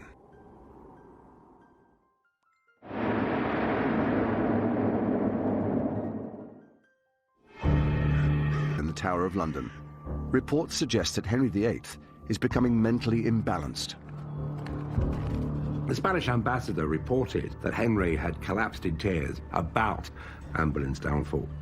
Henry VIII was always an extraordinarily emotional man. Tears were never far from the surface. Tears of joy, tears of grief. But of course, Henry always cries only for one person, and that person is Henry himself. For Tudor men, not being able to control your wife is really seen as the cardinal sin and the biggest flaw against your masculinity. I'm sure that Henry did believe Anne was guilty because it was convenient for him to believe that Anne was guilty. And it made him right. He was the good person, she was the bad person. While Anne is under lock and key, the investigation into her infidelities ramps up. This letter was written by Sir William Kingston, who was Anne's jailer at the Tower. And Kingston had been set upon Anne as a spy by Henry. Henry wanted to know her every move, her every word. Kingston reports this overheard conversation between Anne and Henry Norris.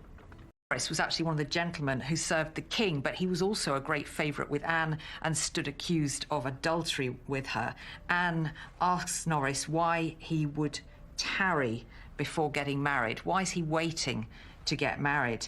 And she says the following throwaway remark: "Did he look for dead men's shoes?" Effectively, she's kind of teasing Norris, saying, are you waiting for the king to die so that you can marry me?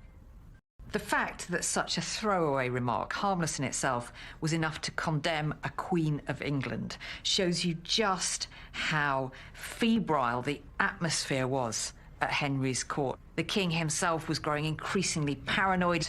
He's starting to lose his grip on reality, and that is all reflected here in this piece of evidence against Anne. Based on this evidence, Anne is tried for treason and quickly found guilty, as are the 5 men accused of sleeping with her. Henry does not attend Anne's trial, but he is heavily involved in the plans for her execution. He wanted the theatre of punishment to be perfect. He wanted the execution to be exemplary. This is what happens when you defy Henry. This is what traitors get.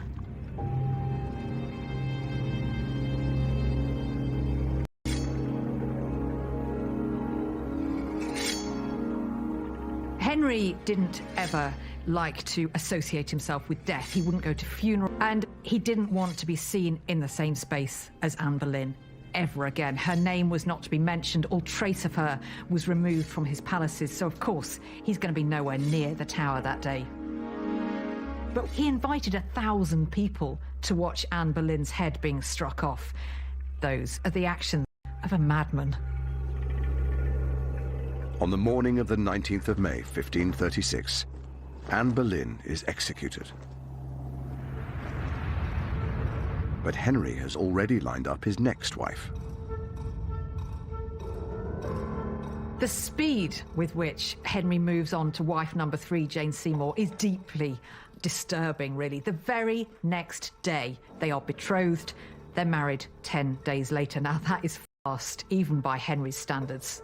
He needs to get cracking because, he needs to have a son, and he needs to live long enough for that son to grow to adulthood. So he's not going to waste time, pretending to mourn a woman who's betrayed him.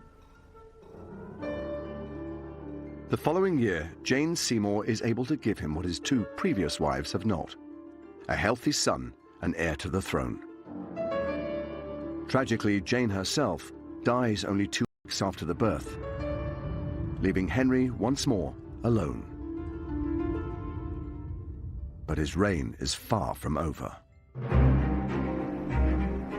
The England of the late 1530s is entirely different from the England of a decade before. We've got the monasteries being dissolved. We've got a dramatic change of personnel at court. All sorts of people have disappeared. Thomas More is gone. Anne Boleyn has gone. Jane Seymour has gone. Henry himself has got older. He's got more tyrannical. His reign has got bloodier, and he is more determined than ever to get his own way. In the next episode, age and infirmity start to catch up with Henry VIII. The pain that Henry got from his leg was absolutely huge. When the leg was really bad, he could turn black in the face and just sort of lie, still hardly able to speak. And he turns on his closest advisor. Those less admirable traits that we'd seen hints of early in his life are now front and centre. This is Henry as a tyrant. This is the beginning of a totalitarian state. That's Henry VIII Endgame next Wednesday at 9. Dangerous weather, empty stations, unique challenges. 2020 captured in the new series of Paddington Station 24/7. Back on the tracks Monday at 9. Next, from Freddie's humble start in Zanzibar to the chart-topping, stadium-filling powerhouse, Queen, the band that rocked the world, in just a moment.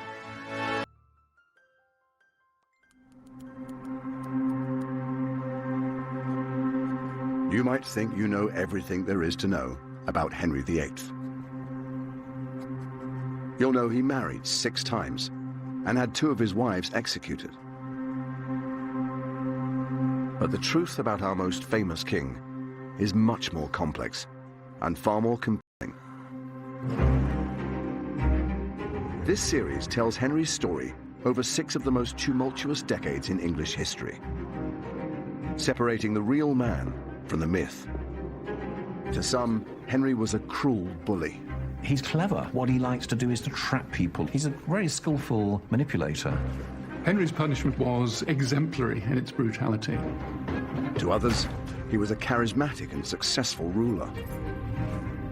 He jousts, he rides, he sings. What more could you want from this perfect prince? But Henry's personality, his innermost thoughts and his motivations have remained elusive. Henry didn't take the blame for his own mistakes because that would not have worked for him as a king. He was so good at convincing himself of what he saw as the truth. Now a team of Tudor experts have come together to investigate who the real Henry was.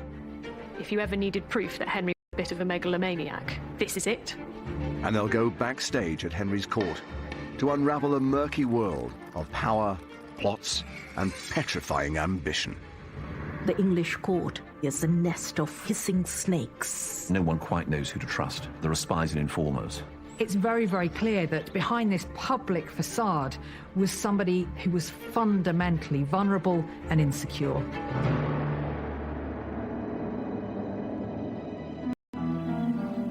Henry VIII has been on the throne for 28 years. And the once carefree prince has become a paranoid king, suspicious of everyone around him. He's divorced his first wife. He's executed his second. And his third wife has died after the birth of his only son. Now Henry is alone. His controversial break with the Roman Catholic Church is making him unpopular, and there are rumblings of dissent across his kingdom. Feeling increasingly vulnerable, Henry commissions a portrait designed to promote himself as a formidable ruler.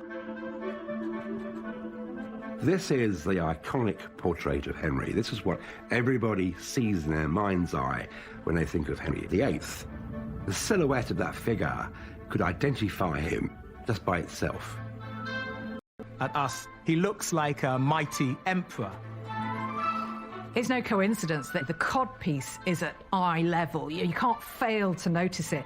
It's sending out a message that Henry is this great virile king. Everybody knows all the problems he's had getting a male heir, but this painting sets the record straight. None of that was Henry's fault. The painting presents Henry as a powerful monarch in total command of his country. But this portrait is a lie. That picture is propaganda. We know that it's been changed to make his legs look longer, to make him look more muscular. But in reality, Henry was slumping into geriatric decay. It's an image of Henry that he wishes the world to see, not the actual Henry, the sick Henry, the overweight Henry, the Henry that's suspicious about everybody, and that's also feeling the effects of the infirmity of age and the oncoming march of death. Henry is suffering from a painful leg ulcer, which deeply affects his state of mind. Sometime in the 1530s, Henry suffered a jousting injury which caused a terrible, debilitating, agonizing disease in both his legs. Tudor medicine was rather basic, so his doctors advised that his wound would be kept open, which meant that he smelled, that his bed sheets stunk, his clothing stunk. This is a man that you could smell before you saw. The pain that Henry got from his leg was absolutely huge. When the leg was really, really bad, he could turn black in the face and just sort of lie still hardly able to speak for several hours on the trot. The infection had to be released, which meant the leg often had to be cut open and pus drained and ointment stuck on it. There was a lot of decaying flesh, and they wanted to remove that by cauterizing them. Red irons are applied to these wounds in his leg. It must have been a living nightmare for him. Henry's increasing infirmity, his ailments, had a profound effect on his psychology. He couldn't cope with the knowledge that he's no longer this kind of thrusting young king he had been, he's turned into this incredibly vulnerable, pain-ridden old man. Henry's infirmity is laid bare when you look at his private household accounts. So there are these primitive lifts to move Henry between the floors of his apartments. He's wheeled about in a chair. He has a whistle to summon his attendants. Henry thinks that he knows how to cure his leg ulcer better than his doctors.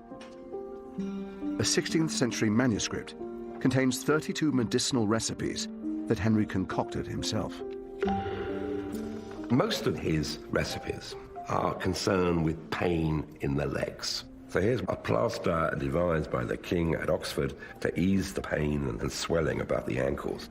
I would not use some of the ingredients today. The King's Grey plaster, for example, contains various roots, flower buds, garden worms, scraping of ivory and powdered pearls, and finally, it also contains red lead, which is deadly poison. Do not try this at home. The exact nature of Henry's health has been subject to speculation. Recent research suggests that he suffers from a rare condition which affects his mental health. Down the centuries, people have had lots of different theories about what was the matter with Henry VIII.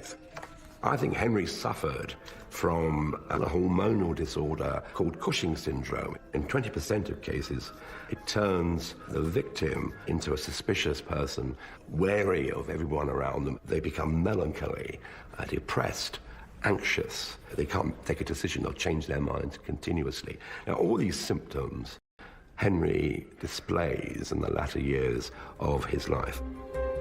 Other historians attribute Henry's increasing paranoia to diabetes. There's a lot to be said for the view that as he became more and more obese, he got type 2 diabetes. I mean, it can start to affect your mind, and you can develop elements of paranoia, and Henry certainly has elements of paranoia in these last years. Whilst Henry's body and mind are starting to fail, his enemies are gaining in strength. There are reports of a huge uprising in the north of England, and Henry has to act swiftly if he's to keep control of his kingdom.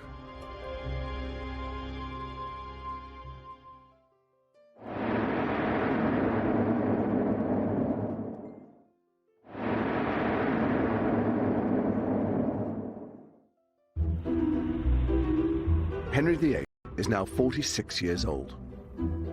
His painful leg ulcer has transformed the highly active king into a man who struggles to even walk without assistance.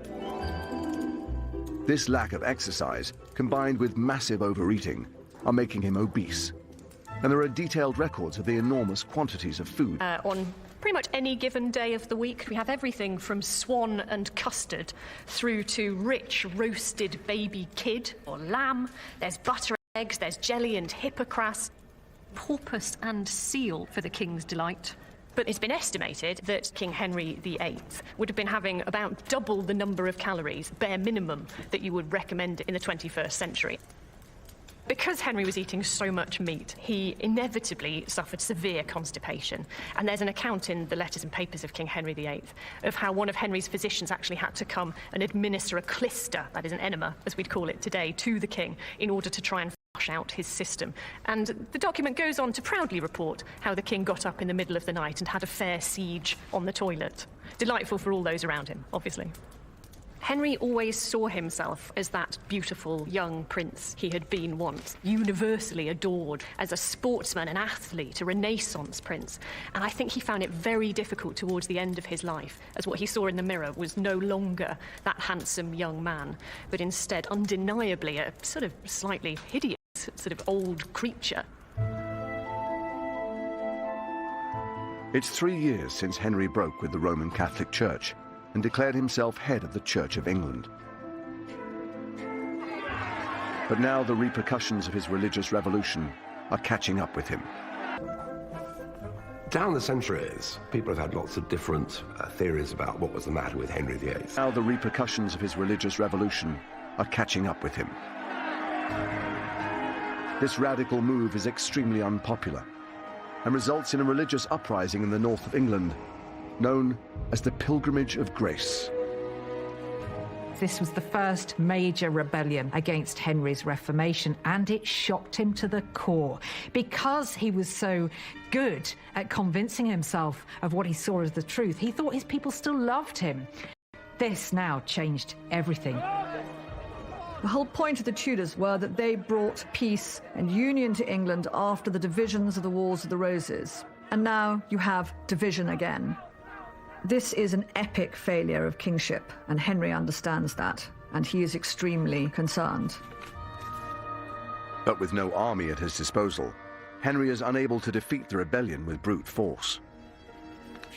Kings of England never had standing armies, so they had to rule with the consent of the people. He realized that he was in a very dangerous situation now, and he needed to act tactically, politically. Rebels. He offers them a pardon and invites their ringleader, Robert Aske, to a secret meeting. Henry has this masterstroke. I mean, he invites Robert Aske and the leaders of the pilgrimage to court, and he entertains them for Christmas. He gives them gifts and looks after them. Aske went away very happy, saying he'd enjoyed every sign of the king's grace, of his mercy. What a fantastic king, Aske is essentially saying.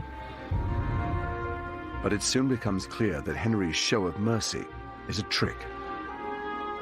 And he turns on the rebels with a vengeance. Henry was the sort of ruler who would gull you along and then basically cut you off. He's clever, but what he likes to do is to try and trap people, move them about on a chessboard. He's a very skillful manipulator. Robert Aske returns home, and Henry orders his arrest and execution. Henry's punishment of Robert Aske was exemplary in its brutality. This is a message to the people that this is what happens when you oppose Henry. And in fact, he wanted to go much further. He wanted people from every village involved in the rebellion to have somebody executed. But the man who was in charge of the retaliation simply didn't carry out Henry's orders. Henry's ruthless suppression of the rebels marks a turning point in his reign. England had changed an awful lot during this period. It was no longer the merry England of Henry's early years. It was now pretty much a totalitarian state. There were spies everywhere. Suddenly, nobody was safe. Nobody could trust anyone. There were neighbours informing on neighbours. So you never knew when there was going to be that knock on the door. People were now afraid to open their mouths in any public place. People were afraid to write letters and express an opinion because they were always looking over their shoulder. In the name of the king! The man responsible for enacting Henry's crackdowns is his chief minister, Thomas Cromwell. Cromwell has previously masterminded the breakup of the monasteries and engineered the downfall of Henry's second wife, Anne Boleyn. But now that Henry's people are turning on him, he shifts the blame onto Cromwell. Henry didn't take the blame for his own mistakes because that would not have worked for him as a king. One of the purposes of good servants was that they would take the blame if things went wrong. It was their advice. With the Pilgrimage of Grace, they didn't attack Henry so much, they attacked Cromwell. There is definitely a sense in which Thomas Cromwell is Henry VIII's scapegoat. Henry could step back and say, I'm innocent of this. I don't know what's going on. There had been warning signs for Cromwell for a few years now that actually his luck was changing. There were arguments with the king, and in fact, on a number of occasions, the king was said to have benevathed Cromwell. He was beating him up in front of the court. On one occasion, pommeling him about the head as if he were a dog. Cromwell must have been terrified. As he starts to fall out of favour, Cromwell is given the chance to redeem himself. It's been 2 years since the death of Henry's great love, Jane Seymour. And now Cromwell is tasked with finding him a new wife. He's now got the heir, but he doesn't have the spare, and Henry is deeply sceptical about female monarchy. He's not excited about the prospect of either of his daughters becoming his successor. So he's looking for a new wife to produce sons. Cromwell strikes a political deal for Henry to marry the German noblewoman Anne of Cleves. And Henry agrees to marry her based solely on seeing her portrait. Well, he sees an image of a girl who looks like a doll. She's pretty, she's young, she looks very unthreatening. So Henry sees the portrait and he thinks, well, she looks a bit of all right. I'll go for that. Yeah, that's fine. But when Henry meets Anne in person, he changes his mind completely. When Anne arrives, she's put up in Rochester Castle, and Henry can't wait to see her, so he goes in disguise with a gift to basically have a quick peep. But actually, Anne doesn't really take any notice of this rather obese stranger who sort of pops by, and that's not a good start. Poor Anne of Cleves was dressed in the most hideous German costume with sort of contrasting bands of fabric and a sort of helmet that looks like something out of Star Wars. And he was horribly disappointed. Henry made his revulsion towards Anne of Cleves absolutely clear. He complained that there were displeasant airs about her, and there's a very lurid description of their wedding night, and it gave him enough of a conviction to declare that she was no maid. Henry's smear campaign against Anne of Cleves actually reveals more about his own personal insecurities than anything else. Henry has for some time been suffering from bouts of impotence, and he finds himself unable to consummate the marriage. I think perhaps he has a bit of a go, it doesn't work out, and then he decides, this is not my fault. Really, it undermined his masculinity that he couldn't have sex with his own wife, but he was not willing to acknowledge that it was his problem. As far as he was concerned, it was her. Henry's PR campaign against Anne was so effective that even centuries later, enough to get rid of quite quickly, we completely overlook the fact that actually there was probably nothing wrong with Anne, and frankly, Henry was no oil painting by this time. The Anne of Cleves marriage is an unmitigated disaster, and Henry lays the blame squarely at Cromwell's feet. I don't think Henry really turns against Cromwell until the Cleves marriage. When Henry feels that somebody has obeyed him or has been working against him, he feels that the scales have fallen from his eyes and he's going to do something about it, and so he will cut them off. And he's got this infinite talent for turning loyal servants into enemies of the state, and Cromwell falls into that bracket. Seeking to exploit the growing rift between Henry and Cromwell, Cromwell's enemies at court start to plot against him. Chief among these enemies is Thomas Howard, the Duke of Norfolk. Well, Thomas Howard, 3rd Duke of Norfolk, is one of the most unpleasant men in English history. He was ambitious, vain, arrogant. For Norfolk, Thomas Cromwell was public enemy number one. Norfolk thinks that Cromwell's too big for his boots. He's a self-made man, he's not an aristocrat. The country should be run by people of noble blood, the true counsellors of the king, not these sort of upstarts. To remove Cromwell from power, Norfolk starts a campaign aimed at discrediting him. It doesn't take much to stoke Henry's suspicions. Norfolk claimed that Cromwell was plotting to marry the king's daughter Mary, make himself king. He pointed out the fact he had this huge household that could perhaps turn into a private army and take the throne by force. There was literally no evidence behind any of the charges, but Norfolk knew Henry was so paranoid that he would believe it. Henry was thinking if Cromwell has let him down, he must have meant it. He must have been in some way acting cruelly to the king, and Henry's ego was particularly precious and particularly vulnerable where he thought he'd been betrayed. For Cromwell, it's only a matter of time before Henry turns on him.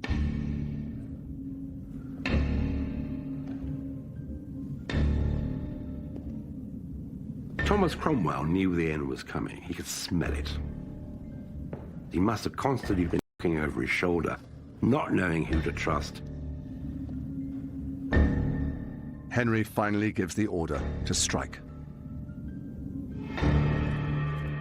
And when Cromwell arrives late at a Privy Council meeting, the Duke of Norfolk is waiting for him. We don't know why he was late. It might have all been part of the plot, but he thought it was Jing. He didn't know this. When he moved to sit down, Norfolk said, "Stop. That's not the seat for a traitor." Cromwell was frozen. He must have been absolutely terrified because he knows where it ends. When the guards rushed forward, there was a cry of traitor, and he was seized. He was astonished, and he said, well, why are you calling me a traitor? Tell me what the charges are. Nobody said a word because they hadn't finished making those charges up yet. They had no answer. There's a moment that's almost Shakespearean where the Duke of Norfolk rips the chain of office from around his neck. This method of arrest has been devised deliberately to surprise and shock him. He was dragged out and taken by boat to the Tower of London on that dreadful one-way ticket.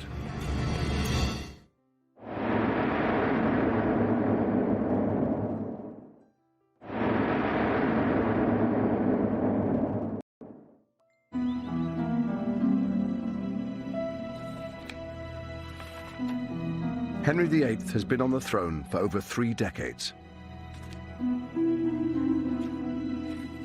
After ordering the arrest of his chief minister, Thomas Cromwell, Henry's suspicions intensify. After Cromwell's fall, Henry is actually a rather different character because he starts to say for the first time, I trust no one but myself. He doesn't appoint another chief minister. And, you know, people have said, oh, these are years without a policy, you know, no one was up to the job. No. Henry believed he was up to the job. He was going to direct everything. He was so sensitive to any accusation that he was being governed by other people, that other people were manipulating him, that he was the plaything of other people's ambitions, that he did everything in his power to try and assert himself as the ultimate authority in the kingdom. Even though Cromwell is now his prisoner in the Tower, Henry still needs his former advisor's help. Henry remains trapped in his marriage to Anne of Cleves, and he needs Cromwell's legal expertise to get him out of it. There's nobody else who can get him out of this fiasco marriage with Anne of Cleves. So Henry's writing to Cromwell asking for his help. You know, give me evidence that the marriage was never valid, that it could be annulled. So Cromwell is working for Henry till his very last breath. I think that he believes that the king at some point is going to turn around and say, sorry, all is forgiven. This is a mistake. I'm going to release you. Live out the rest of your years. We're going to find a place for you somewhere. But once the Anne of Cleves... Someone like Thomas Cromwell isn't a friend. He's a human tool of whatever it is that Henry wished to achieve at any moment. And so he will pick a tool up and he will use it, and when it no longer serves its purpose, he will cast it aside. On the 28th of July, 1540, Thomas Cromwell, once one of the most powerful men in England, is led to the scaffold and publicly executed on Tower Hill.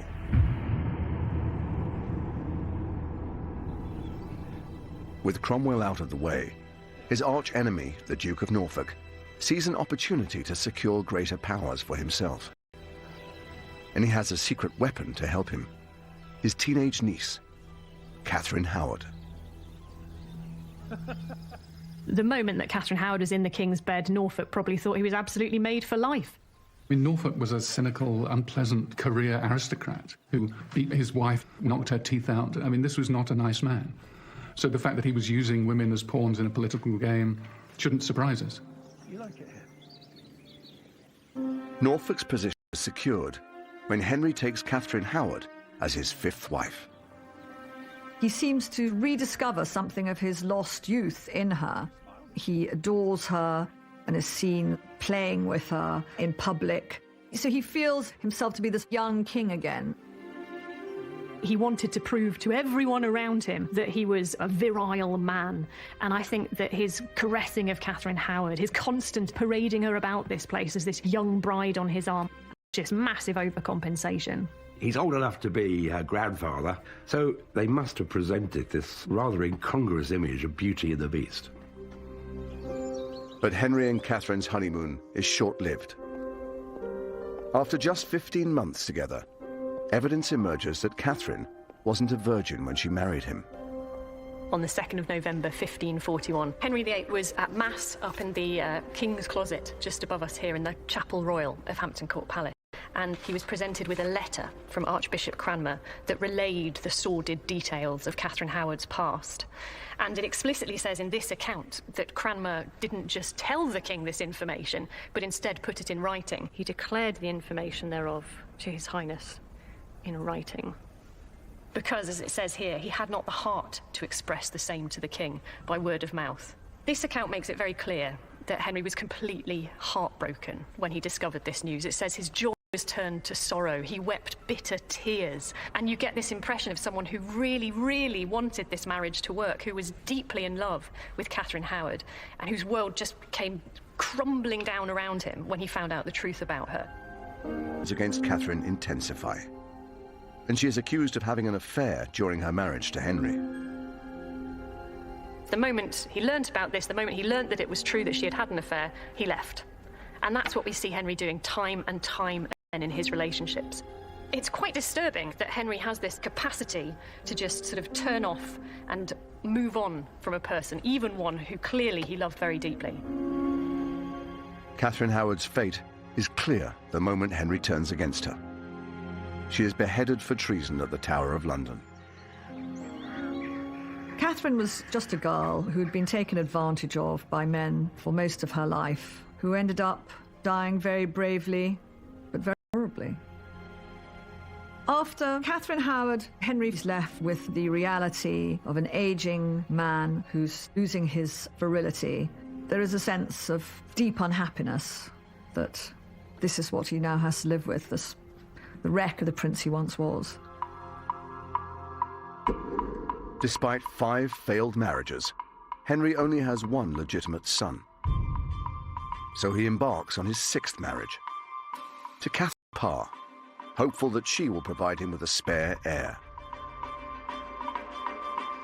But Henry's also increasingly concerned about his imperial legacy. And for a Tudor king, that means only one thing: going to war. He's trying to recapture his lost youth, and he tries to do that by going off to war. He's going to be this great crusading king again, reclaiming parts of France. Henry grew up on tales of daring do against the French. Henry V, Agincourt, and all those other famous victories. Henry had always wanted to have military glory in his portfolio of achievements. In this period, the English nobility want to go smashing up the French, just like 21st century tourists want to go, around northern France on holiday. Here at Windsor Castle is a treasure that epitomizes Henry's image of himself as a warrior king. In the latter years of his reign, Henry specially commissions this suit of armor.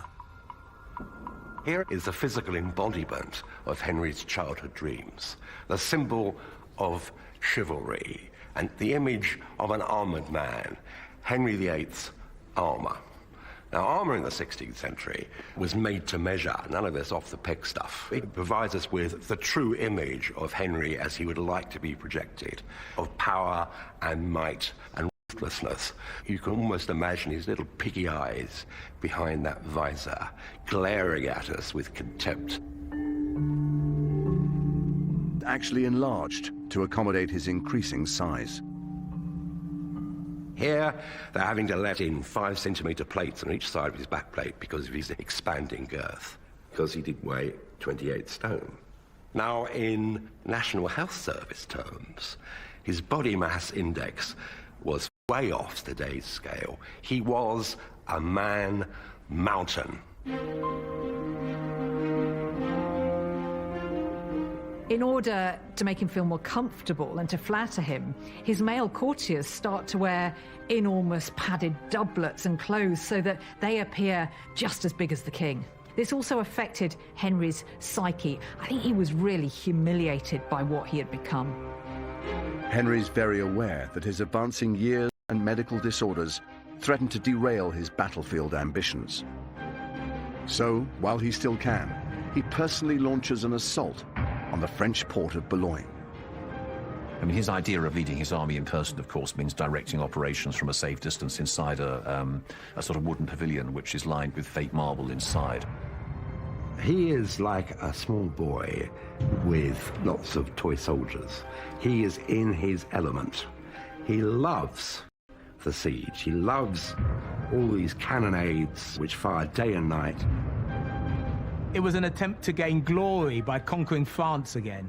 It was an attempt to resurrect the idea that England would be mighty by ruling over France. Henry's attack on Boulogne is a success, and he enters the captured port as a conquering hero. But his vanity project has a serious impact on England's economy. Henry painted the capture of Boulogne as a great victory, but it cost them enormous sums of money. And in fact, England became bankrupt by the cost of war.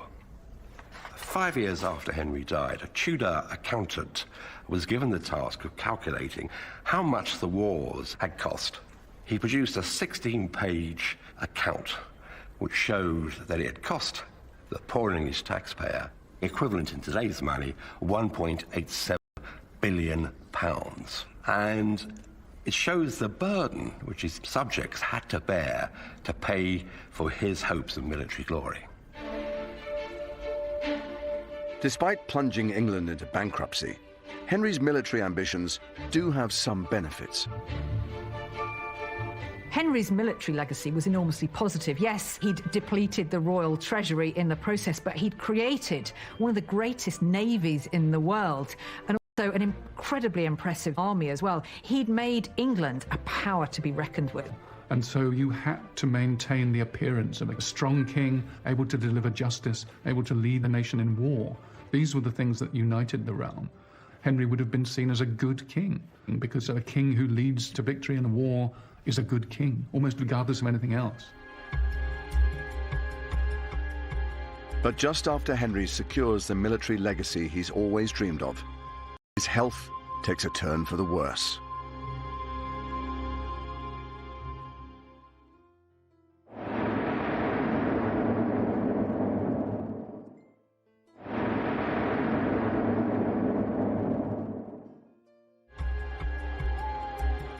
As his health deteriorates, Henry takes to shutting himself away in his chambers. The last years of the reign are definitely tainted by claustrophobia. No one quite knows who to trust. And of course, because of his immobility, Henry is closeted in a secret study at the far end of Whitehall Palace and doesn't come out that much. People think that, okay, he's sort of switched off. This is not the case. I mean, this is somebody who is almost like in his lair, he's checking up on everything. A good way to view Henry would be as a rather malignant spider at the centre of everything which went on within England. All those lines of the web all run through and end up with him. It's becoming clear to Henry's courtiers that he's nearing the end. In the last days of Henry's life, the atmosphere at court must have been pretty toxic. There was a sense of fear, of anxiety, of uncertainty for what the future would hold. There was a real sense, I think, that the end was coming for King Henry VIII. But no one is brave enough to mention this to Henry himself. A dying king is, like a dying lion, extraordinarily dangerous. Everybody was terrified that Henry still had the power to kill. It was said that no one would give him any official advice because they were frightened of his reaction. Imagining the death of the king was treason. So in a capricious reign where people had been charged with treason for all kinds of offences, simply telling the king that he might die is not something that even the bravest counsellors would be able to do. The only thing to say to a king is, it's a scratch, you're sure to get better. Tomorrow we'll go hunting. Everything will be fine. As Henry's health gets worse, the finishing touches are put on one of the most important documents of his reign. His last will and testament. It reveals his attempts to retain control over his kingdom even after his death. This, very excitingly, is the last will and testament of... This is Henry's last-ditch attempt at controlling the future of England. If you ever needed proof that Henry was a bit of a megalomaniac, this is it. An enormous proportion of this will is taken up with the thing that had concerned Henry right from the moment he acceded to the throne, which is the succession to the dynasty of the Tudors after Henry died. It's not a surprise that, of course, what Henry most wants is his son Edward to become king after him, but perhaps he himself was a second son, he provides for the possibility that Edward might die. In other words, even on his deathbed, Henry is still trying to claw his way into control beyond the grave.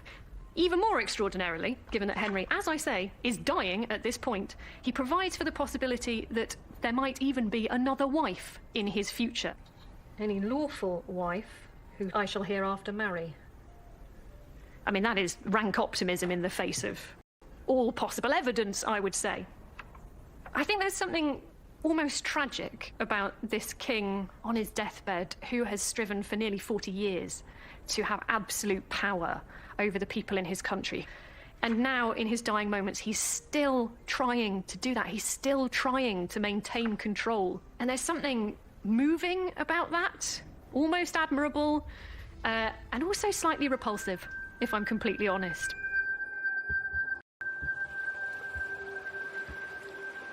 Henry is growing so ill that he's started to drift in and out of consciousness. When Henry was on his deathbed, he must have felt that his dynasty was coming to an end. Henry wasn't in a position to pass on his crown to another stable male monarch. His son, Edward, was still very young.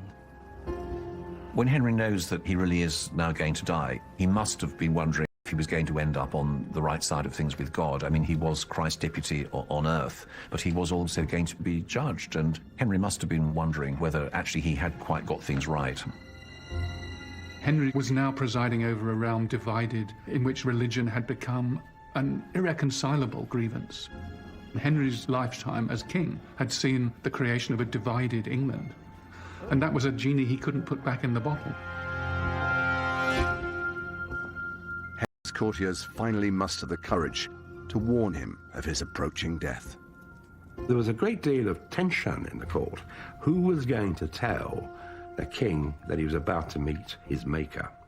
Eventually, the task fell to Sir Anthony Denny, who in life had fulfilled Henry's most intimate needs as groom of the stall. Now he had one last service to perform. Asked Henry, effectively, if he wanted to make his last confession. Should I send for Thomas Cranmer, the Archbishop of Canterbury? And Henry replied and said, I will first take a little sleep, and then, as I feel myself, I will think on the matter. They were the last words he ever spoke. On the 28th of January, 1547, Henry VIII dies.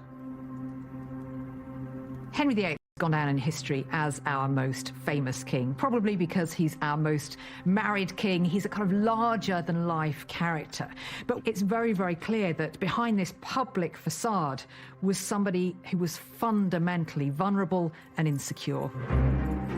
The story of Henry VIII has everything in it. It has transition from young, irresponsible being to someone blighted later in life by paranoia. Henry was self-obsessed, desired admiration. He could never be wrong. You cannot ignore Henry. He put England in the centre of European politics.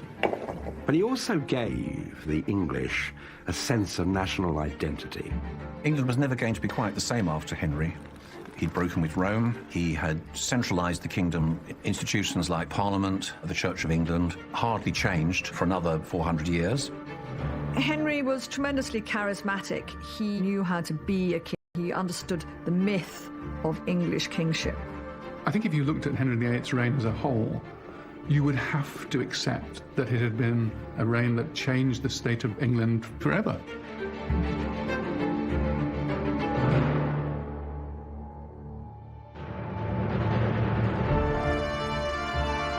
With the upcoming elections in the States, we take a look at the big history of America, brand new on Saturday at 9.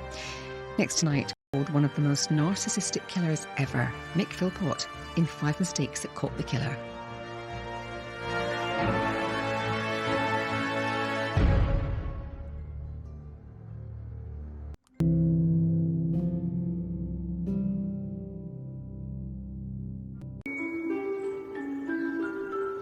He was now the heir to the throne, and he didn't have his mother to guide him. He had instead a very different figure in his father. a very problematic, I think, figure to try and move him into this new phase of his life, and I don't think that made it any easier for him. Henry's father, Henry VII, won the Wars of the Roses, a bitter civil war which lasted 3 decades and divided the kingdom. As the first Tudor king, he united the warring houses of Lancaster and York. But he now reigns over an unstable and uneasy peace. Paranoia was part of the Tudor DNA. The Tudors really had a rather tenuous, legally fragile claim. There is a seed of insecurity planted in Henry from a very early age. The political history of his father's reign has essentially been the history of plots and conspiracies hanging over from the Wars of Roses, who's in, who's out.